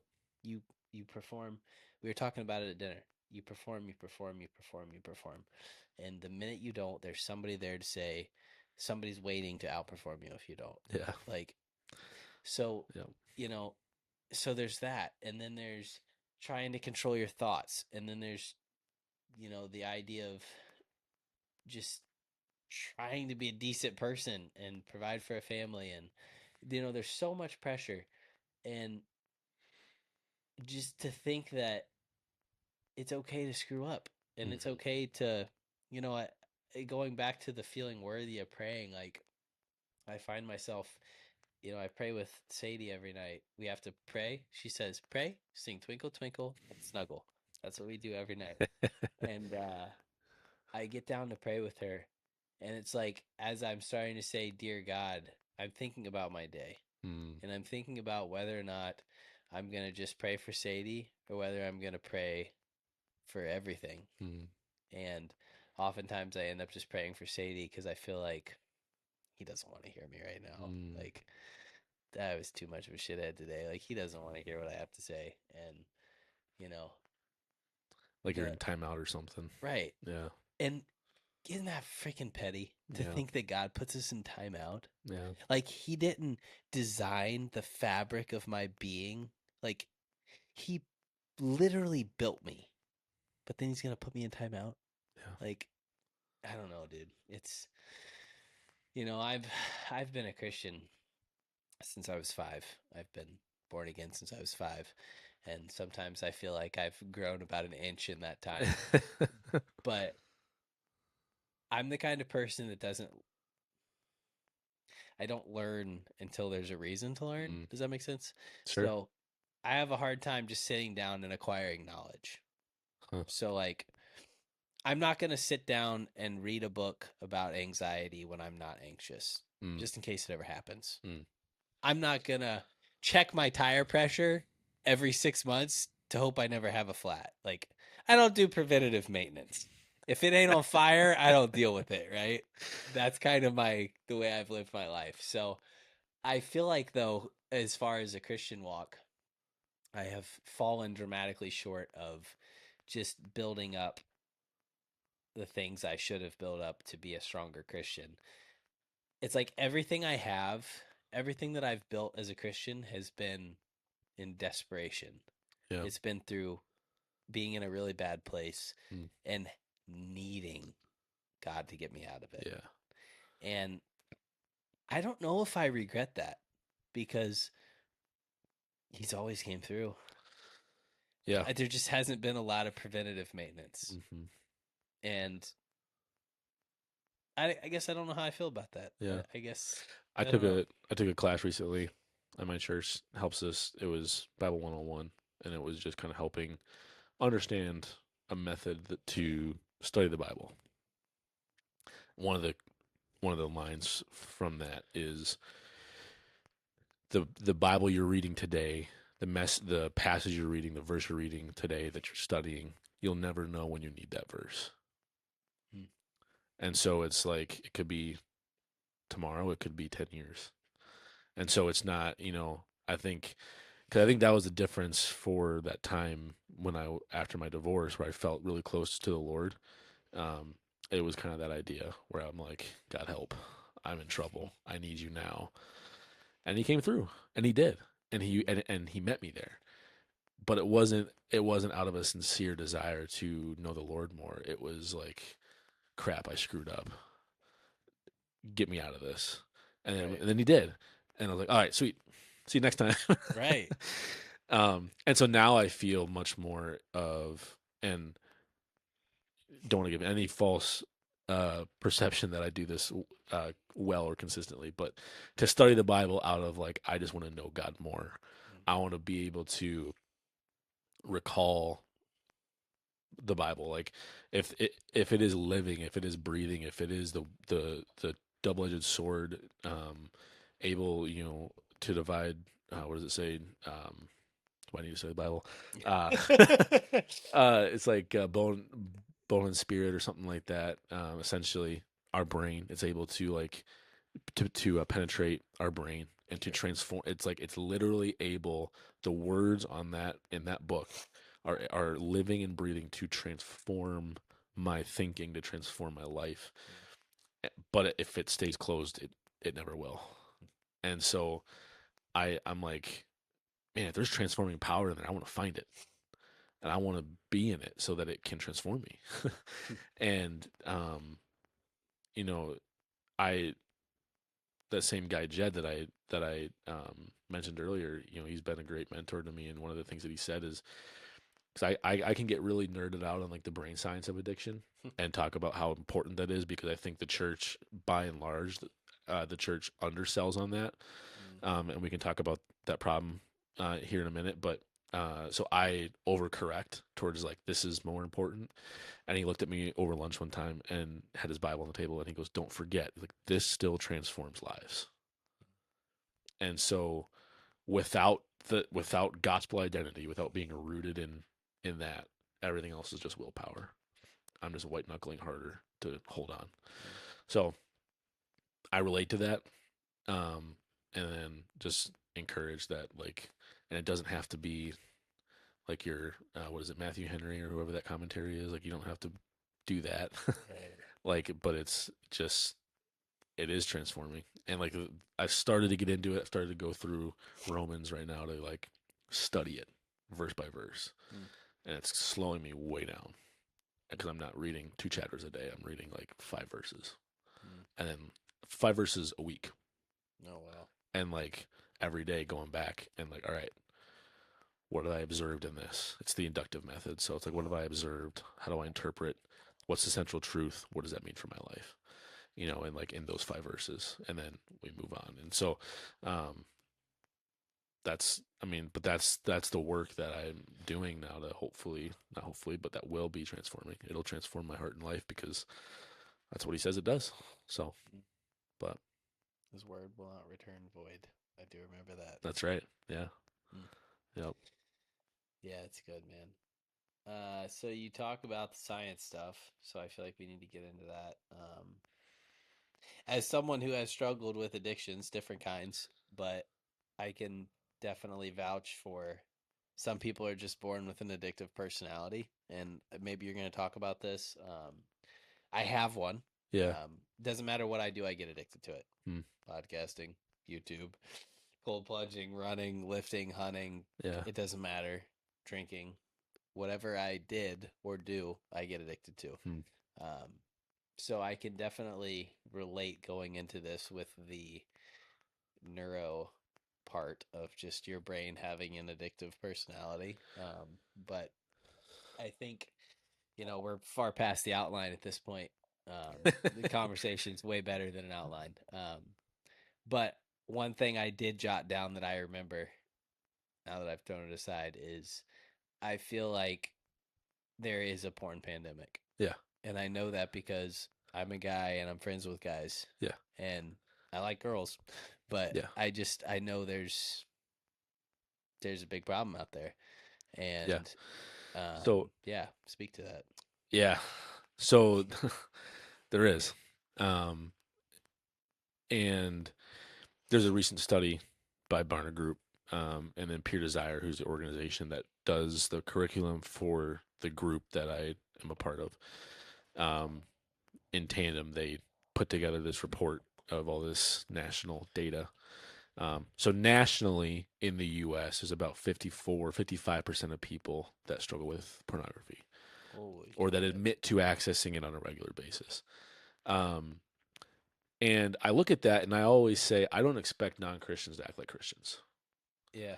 And so as much as evil and as exploitative and um, just awful as the porn industry is, I also can't necessarily expect on a wide scale for unsaved people to behave like they're saved. Mm. So I look deeper into that. The numbers in the church are the same. Mm. 54%. So we're doing Of course they are, a because percent they're better. people. Yeah, yeah. They're people like So 54% of Christians, of self-proclaimed practicing Christians struggle with a pornography consumption on some level. Hmm. That breaks down to 75% of men and 40% of women in who identify as practicing Christians. 75. 75%. And this study was just done last year. It was updated from a study that they did in 2015.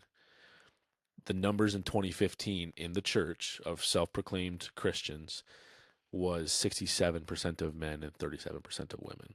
So this is not going away. It's actually getting worse in the church. Jeez, dude. Um, and then the other stuff that's even more scary about that is 51% of people in the church say that struggle with pornography don't have a problem with it. And they don't see anything wrong with it. But then for the people that do, only about 10% of churches offer some kind of programming on porn addiction. So there is a massive, massive need. And I think that unfortunately, the church as a whole has just not done a really good job of creating a space that people can come and struggle with this. You know, we shout about pride and greed and anger out of the pulpit. I mean, all these other sins, selfishness, and then we whisper about sexual sin. And we take them into the back closet and say, like, all right, tell me what you, okay, don't ever talk about that again. Um, Why do you and think that is? I think two reasons. I think that it's either A, the other number that's staggering is 57% of pastors in Christian churches have a current or past struggle with pornography. 18%, so 1 in 5 pastors currently struggle. Hmm. And so either A, the pastor that is leading that church is still struggling and doesn't know, since he can't get free himself, he doesn't know how to help other people get out. Hmm. Or B, it is pastors that have never fully conquered this problem.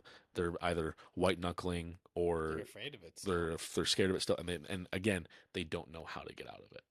So they're calling on, it's all well meaning. People are, no one's intentionally like I'm gonna tell them wrong information so they'll stay stuck. Like no one's Right. doing that. But inadvertently, what we do is we create shame, Hmm. because the message that I heard under the surface growing up was, well, if you just love Jesus more than your sin, it'll go away. Like, so something's wrong with you because you can't love Jesus enough. And, or you just got to read your Bible more. Have you been reading your Bible? Have you been praying?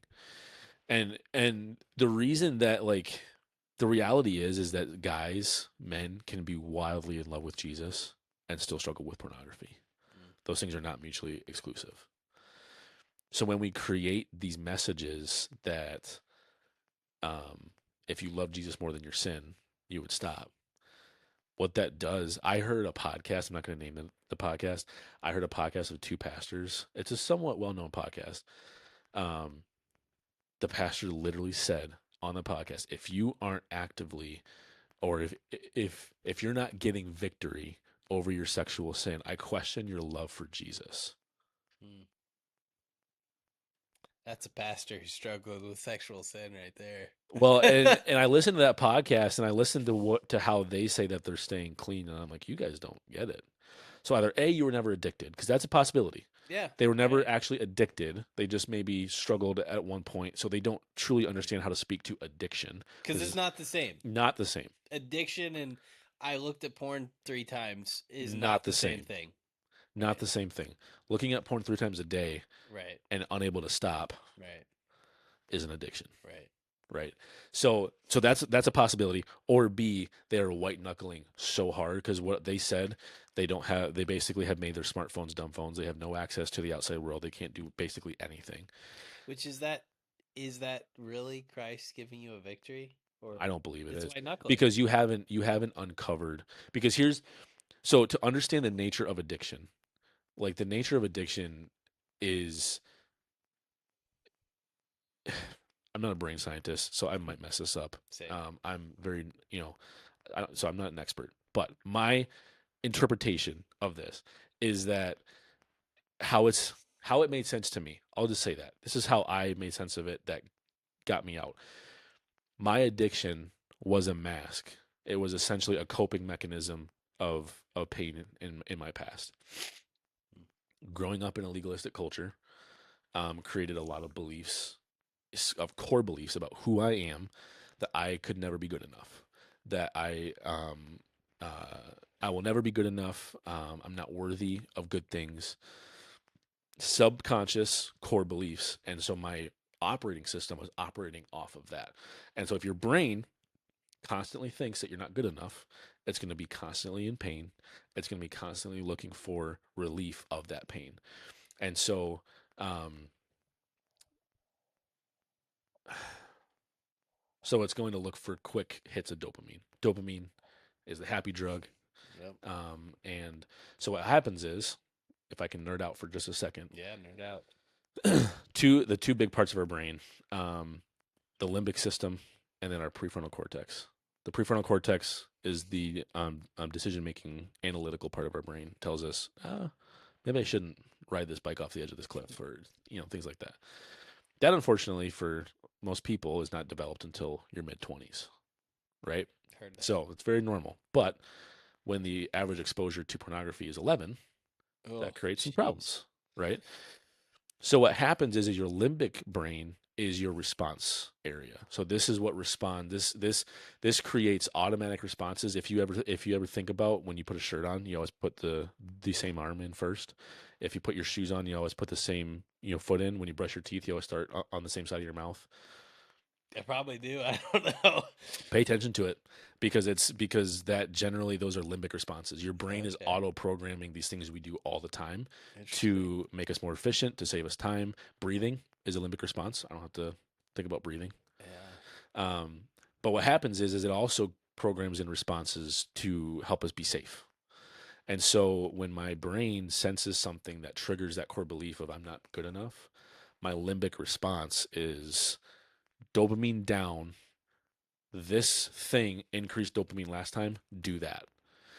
And the way that the brain communicates with each other is through neural connections, neural pathways.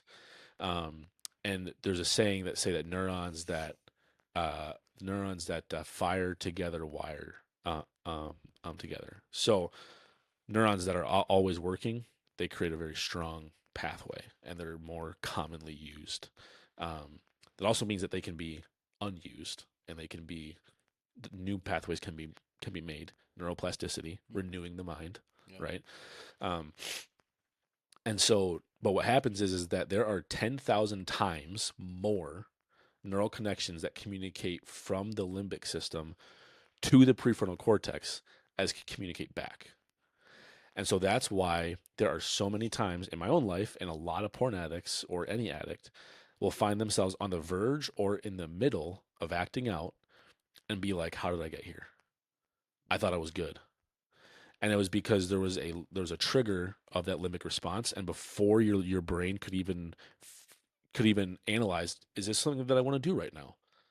You're already in it, and you're past that Wow. point of no return. So understanding that part, coupled with, so if my core beliefs is not good enough, what does God say about that? So now I have to reprogram my brain. That's why this group is 10 months. It takes a long time to reprogram your brain. Yeah. They say that the recovery period from someone that's starting to really getting a mastery on this is 2 to 5 years, Oh wow. because that's how long it takes to really rewire your brain, Right. to renew your mind. Right. So that's understanding the nature of addiction. Um, and that's why I say it's not easy, but it's accessible.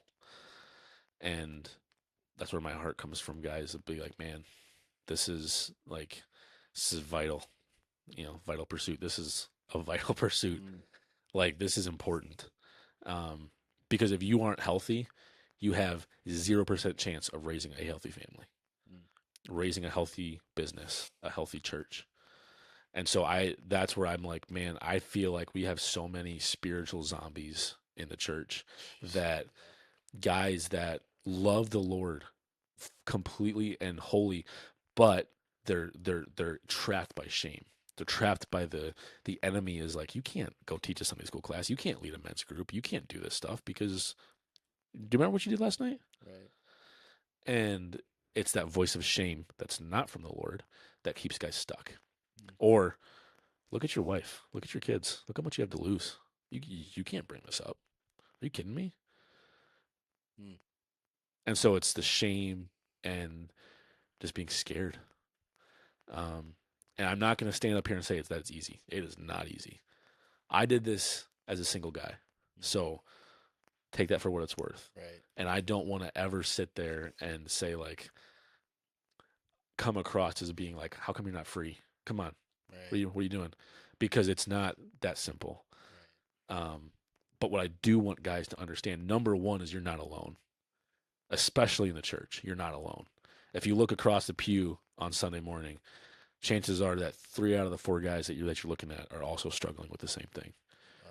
So let that give you confidence to go and be honest with somebody and like, dude, I need help, man. I'm struggling with this thing. Chances are pretty good he'll tell you the same thing. So that's number one is you're not alone. So don't let that lie that you're the only one who struggles. You're the weirdo, you're the creep, you're the pervert. Don't Right. let that keep you down because I let that for years. Um and then you've got to get in community. The reality is that so many porn addicts or addicts in general, the reason that they struggle with pornography is because it thrives in isolation. Mm. And so there's some type of core belief, there's some type of event in their past where they were hurt in community. They were hurt by somebody. And so the brain, the lie is like, well, I'll be safe by myself. No Mm. one can hurt me if I'm by myself. But the reality is that they say this in the book, we are wounded in community and we can only be healed in community until you learn how to safely tell your story to other men in a safe space, but in Right. a public space with other guys. It's going to be really hard to have any kind of freedom. Um, so you're not alone. Find some community, and then I would say, I mentioned this earlier, but you got to be rooted in gospel identity. Like that's got to be a foundation. All this other stuff, getting to the root issue, finding out why I struggle with porn in the first place, getting in community, doing all of these things. Without a gospel identity, it's just trying harder. Again, God is God can do a transforming work. I can't. Mm.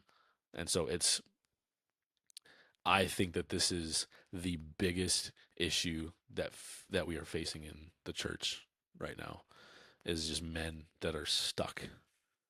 They're fantastic men, fantastic fathers, fantastic people that just don't know a way out. But there is a way out, Mm. and it's there to go grab it. Hard, it's hard, but it's right there. That's why I get so like fired up about it because I'm like, I never felt I could get out, and the Lord gave me freedom. So if I can do it, anybody can do it. Mm. So That's good, bro. That's good. You like answered all my questions. That's great. That's great, dude. No, that's super good.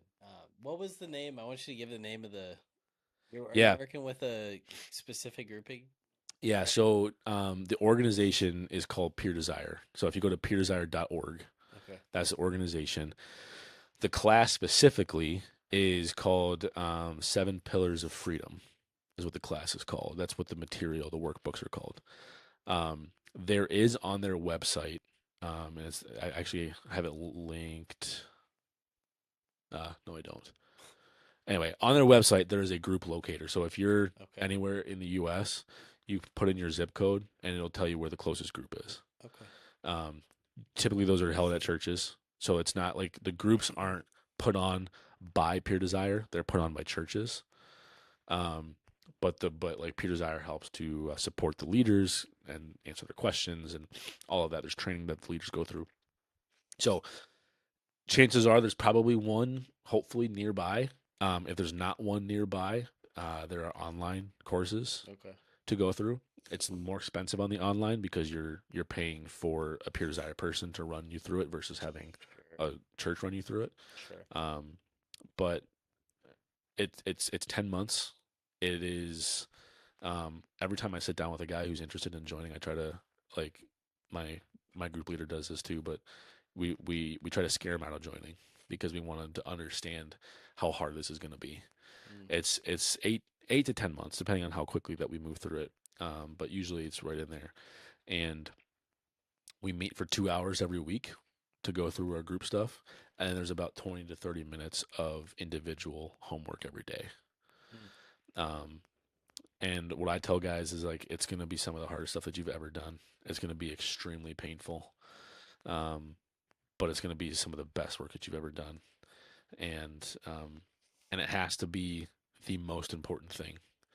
The duration that you're in the group, whether it's for 1 year, 2 years, 3 years, however long that it takes, it has to be the most important thing because it is the most important thing. Because everything flows off of this. If I can't get healthy, I can't have a healthy marriage. I can't have a healthy kids. I can't have a healthy generation of my family. Mm. I can't serve God. I can't have true, full, deep relationship with God that I could have outside of addiction. So it's so important. And so but I also understand that I'm on this other side where I'm like, it's so clear to me, um, but I understand that it's not always that black and white for guys. So, um, if you have questions, I mean, guys are definitely feel free to reach out on Instagram, and Yeah. happy to like. I want to help guys get connected. I can't personally help like everybody.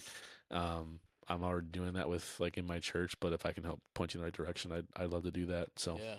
We'll uh we'll link the we'll link that. yeah, If you can get me a website yep, link or whatever for yep, that, we'll link it when we release this podcast. I just think that's something that it's kind of like the not gonna return void thing. Like it's gonna help somebody, you know. Like yeah. there's so many people, just like the numbers you gave. There's so many people struggling. Even the tiny little group of people listening to my podcast right now, somebody's struggling Yeah. that I don't know about.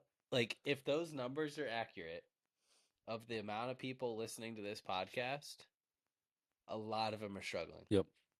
Yep. and it's crazy to think about. Yeah, it is. And I mean, I think I love that you said that, someone is struggling because I think at church we talk about this or talk about men's only groups or Mm. compass groups or whatever. And it's like, if you struggle with this, you can go here. And I think it just needs to be like we know that you are Right, because the data says that you are. right, So it's not a matter of if, it's a matter of who. right, And so not to call people out, not to shame anybody, but right. um and that's my biggest heart is I don't want anybody to feel shame about this. Like this is I think one of the things that the enemy uses to just keep guys under his foot Mm. because it's so shame ridden. But that's like it's kind of how it's kind of how we were brought up, and I want to be careful because I had good parents and they loved me, and it is what it is. But how we were brought up was it was okay to go 85 on the freeway. Like that wasn't a sin.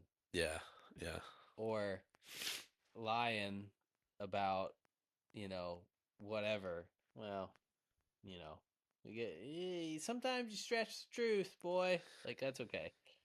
But we cannot talk about anything related to sex. yeah, Like we were designed, we were bred not to talk about it. yeah. It's just the truth. We were raised not to talk about it. And then you get people like me who finally realize that there's something called a girl out there, and that's all you think about because we were designed not to think about girls. And it was almost like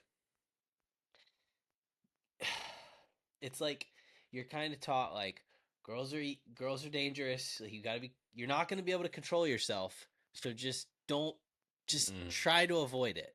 mm-hmm, And it's like, I have a son now, and all I can think about is how do I not do that? mm-hmm, How do I make him realize that someday a female will be the best thing that will ever happen to you? mm-hmm. Don't like you don't have to be scared of them. I Don't know. be like you're not a monster. Yeah, I am so tired yeah, of the And dude, talk about not Well, wanting to call anybody out. There is a specific pastor that I like, but he speaks on this like he's an animal that has this desire uh, that has to be like fed like a lion. And if he doesn't, like, it's almost not his fault that he didn't get fed. yeah, And it's like, I'm not an animal. I don't know yeah, about anybody else, but like, I'm a respectable man. I'm not an animal. I can control myself. Like, why are we taught that? We're taught like we are this beast that has to have our like desires craved to, or we're gonna screw up. And it's like, how do I not teach that? You know, yeah. because it's not like, if that's not the enemy, I don't know what is, I because know. that's not how God created this to be. Well, because the reality is that God created sex. Yeah. It like God designed it in Right. the right context, and so like I thought about that too. I mean, the thing I struggled with when I got married was like sex was the ultimate evil, the Mm. worst thing that could possibly happen. Then overnight, literally overnight, once you say I do, it's the best thing. All do it Let's do it go. all the time. Right. Like I don't think our brains are designed to No, handle that switch that they're not. fast.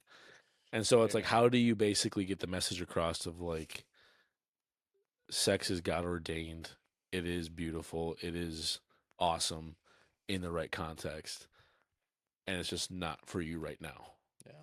Yeah. Like how do you create? But then how do you? So I don't have a good answer. I don't know how to do it yet. I I guess I'll figure it I don't out have to worry along the about that for a way. while at Yeah. least. But Yeah. I uh, mean, I don't either. I'll have to figure it out for like 15 years, but yeah, I don't know. I think about that. I don't want to repeat that, you know? yeah, And I feel like a lot of maturing is learning how not to repeat things that we like, not repeat mistakes. It's like, but I also think there's truth in, and I think they've said this, that kids emulate not what they hear but what they see. mm, And so, like, as you live that yeah, out, as you live out not being a monster yeah, right. and treating, Cassie with respect, and as you do all of that Yeah, in everyday life, it's like, oh, that's they'll that's see what I'm that. supposed to do, Yeah. And so, not like that's not that it's gonna like he's gonna just do it perfectly, obviously, Right. but there's not gonna be some coaching needed, but um, don't mean to talk like I'm a seasoned parent over here with no kids. But yeah, I just Yeah. No, I you're think right about that though. too. I think like how am I gonna, because I don't, what is the right balance? Because I Mhm. feel like it was wrong, but like I don't know what the right one is either. So just yeah, it's a Mm. because it is it's easily sex is easily it's an easy weapon that the Yeah. enemy uses all the time. Yeah. Yeah. I think being a parent's kind of, it's the same concept a little bit as the I like you, I love you thing. Um, Hmm. you kind of have to, as a parent, it's easy to get wrapped up in the what have I done wrong today as a parent? How have, I used the wrong tone with Sadie, I responded wrong. And you kind of have to remember that they just love you Hmm. and they like you and they just want to be with you. They just want to hear you talk to them. Yeah. It's kind of like the reverse God. Like they just want to hear your voice. They just want to know you care. Hmm. They just want your time. Hmm. They just want to know you're here. It's crazy. And he obviously designed it that way. He Yeah. knew, Yeah. we're his children. He Yeah. designed it this way. But once you have children, you realize, like, this is a game you're playing, isn't it? Like, you did this on purpose. You wanted me to feel this. Like, this is how you feel on a massive level. But this is how you feel. It's crazy. I don't know. And then you'll get to feel how he feels when they get older and I don't, and, and they can't stand you. I don't want to talk about that yet. I don't want to. I'm not ready. I'm not emotionally ready. There's, whew. No, I think that's a little overblown. I mean, I Dude, I think about the day that my kids don't want to be my friend because I pissed them off or something, and I'm just like, oh, but I I'm not also, I mean, I ready. look at my own life and I'm like, I never really did that. But even, I mean, there was a season where I was just like, it's just not cool to hang out with your parents. Right. But like, you grow out of it. Yeah. I love Yeah. I hanging out mean, with my most parents. people do. Most I went to people brunch do. with my parents last weekend. Yeah. So yeah, they're That's cool. good. I They're mean, that's the They're way it fun to should hang out be, with. Yeah. right? It's the way it should be. I Yeah. don't know. And even, like we were talking about earlier, even if you disagree with your parents, they deserve to have a relationship with Yeah. you, right? Which we do. Because Yeah. you give that to the stranger on the street, Right. and there's so many people who I feel like don't get along with their parents or don't get along with their siblings, and I'm one of them.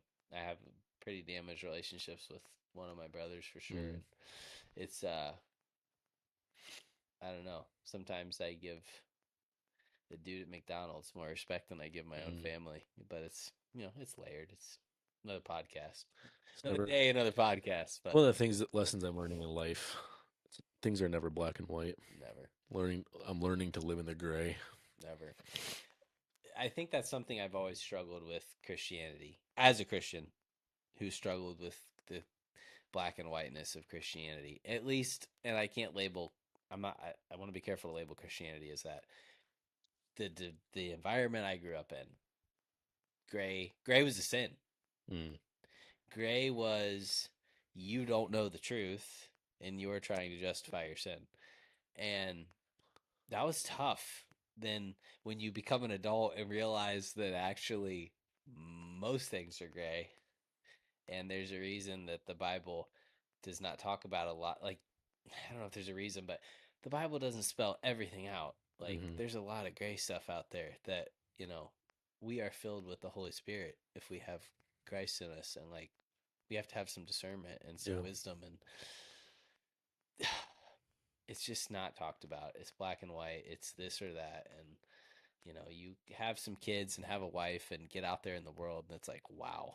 Yeah.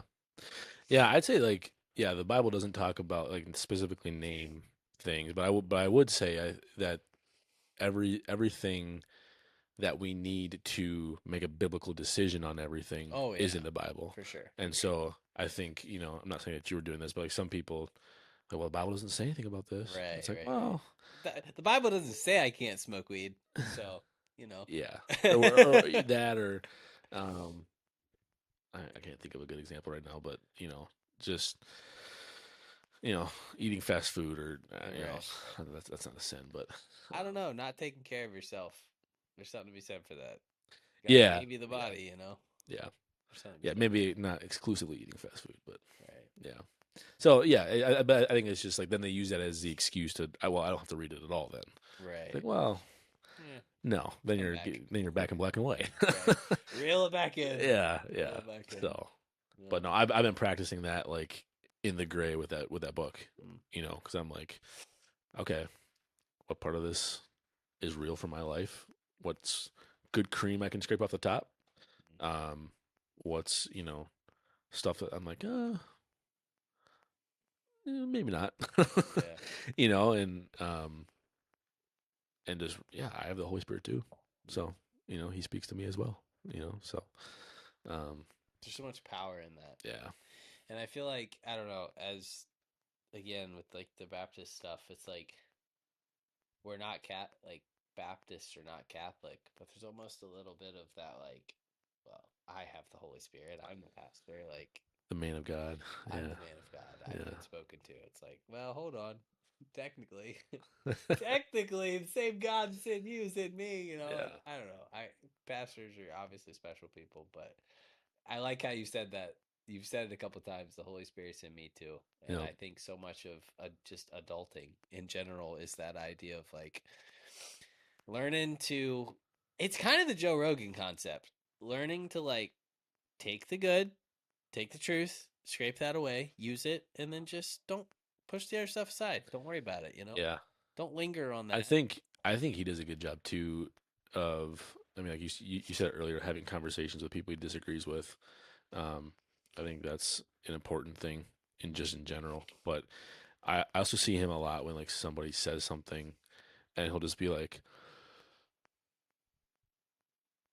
yeah, and like he just takes a minute. Yeah, he does that. Yeah, he takes a minute to process before he responds. And I think that's an admirable trait as Mm-hmm. well of like just not responding out of like reactionary thinking or you said this thing to me, so I'm gonna. It's like, well, just hold on a minute. Let's Right. have some, but.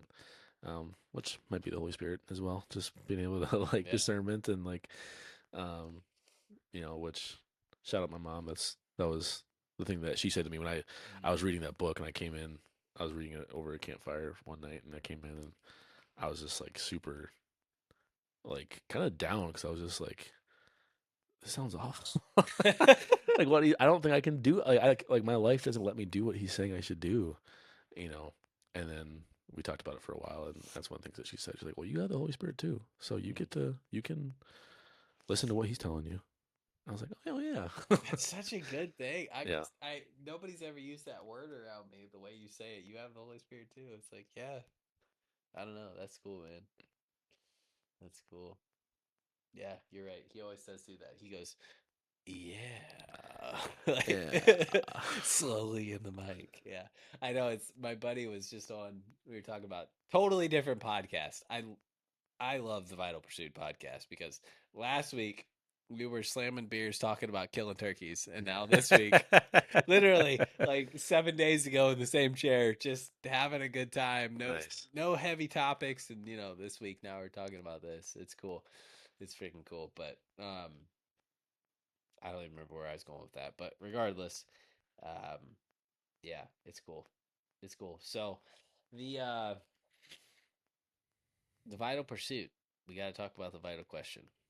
It's a fun part of this. So, yeah, the vital question of the vital pursuit for you is what to you? And I think it's kind of a layered question, and I think it probably is a little easier for you to answer. I think a lot of dads have a hard time answering this because they just want to insert mm, like their kids' happiness into this, which I know because I do that too. But the vital question is, how would you define success in life for you right now? Um, or maybe, in 30 years when you look back, but yeah." what does a successful life look like to you? Take some time, that's what I was going with that is Joe Rogan's ability to pause. Mm. My buddy was like, "Well, what if I just like don't know what to say for a minute?" I'm like, "Then just be quiet. Think about it. Like it's Yeah. okay if there's a pause. Like you don't like Well, that's always the know what beauty to say." of this too. If the pause is too long, you can just splice it Yeah, together and you right. can. Final Cut Pro, baby. No Yeah. worries. Um, man, what is a successful life? I guess like the first word that pops into my head is faithfulness. Mm, Um, being able to, in the right now, be faithful to what God has called me to.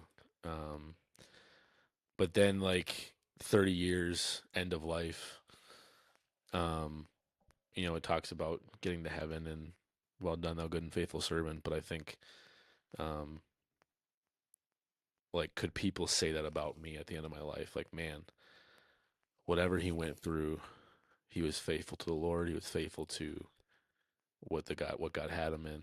Um, I think that'd be successful to me because that'd mean that I'm staying where God has me. I'm going where He takes me. Um, continuing to pursue Him and just being faithful. I think, um, and right now, like that's that's hard for me right now. Um, I'm been going through this season of just like feeling. Um, I mentioned it earlier, but just feeling very feeling like the weight of being single in this mm, time of my life. Um, and just the reality of all my close friends and family mm, all have their person. They have their families, their kids, or their significant other.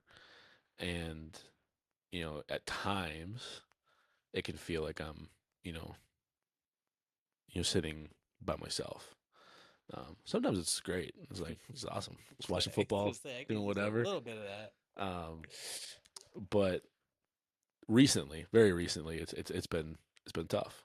And I think I've just been challenged of like the question that's like hit me a lot is like, okay, God, that's not a promise from the Lord. Mm, Um, And so if he decides to not give me that, will I be faithful? Hmm. Um, if it's a lifetime of just me and Jesus, what does that look like? Um, and like the good boy in me wants to be like, oh, No problem. no problem, go live in a mountain, but like the reality is that that would be very tough. Yeah. But like I keep coming back to like, but I just want to be faithful. And the Bible promises that he will supply all my needs according to his riches and glory. Maybe that's a wife, maybe it's not. Maybe it's my needs are to be alone so that I can more adequately pursue him and have a deeper relationship with him than I would ever have otherwise. Um, you know, down the road, like I don't know, like that's like the current struggle of like that's the dilemma that I've faced with a little bit of being faithful Mm. in.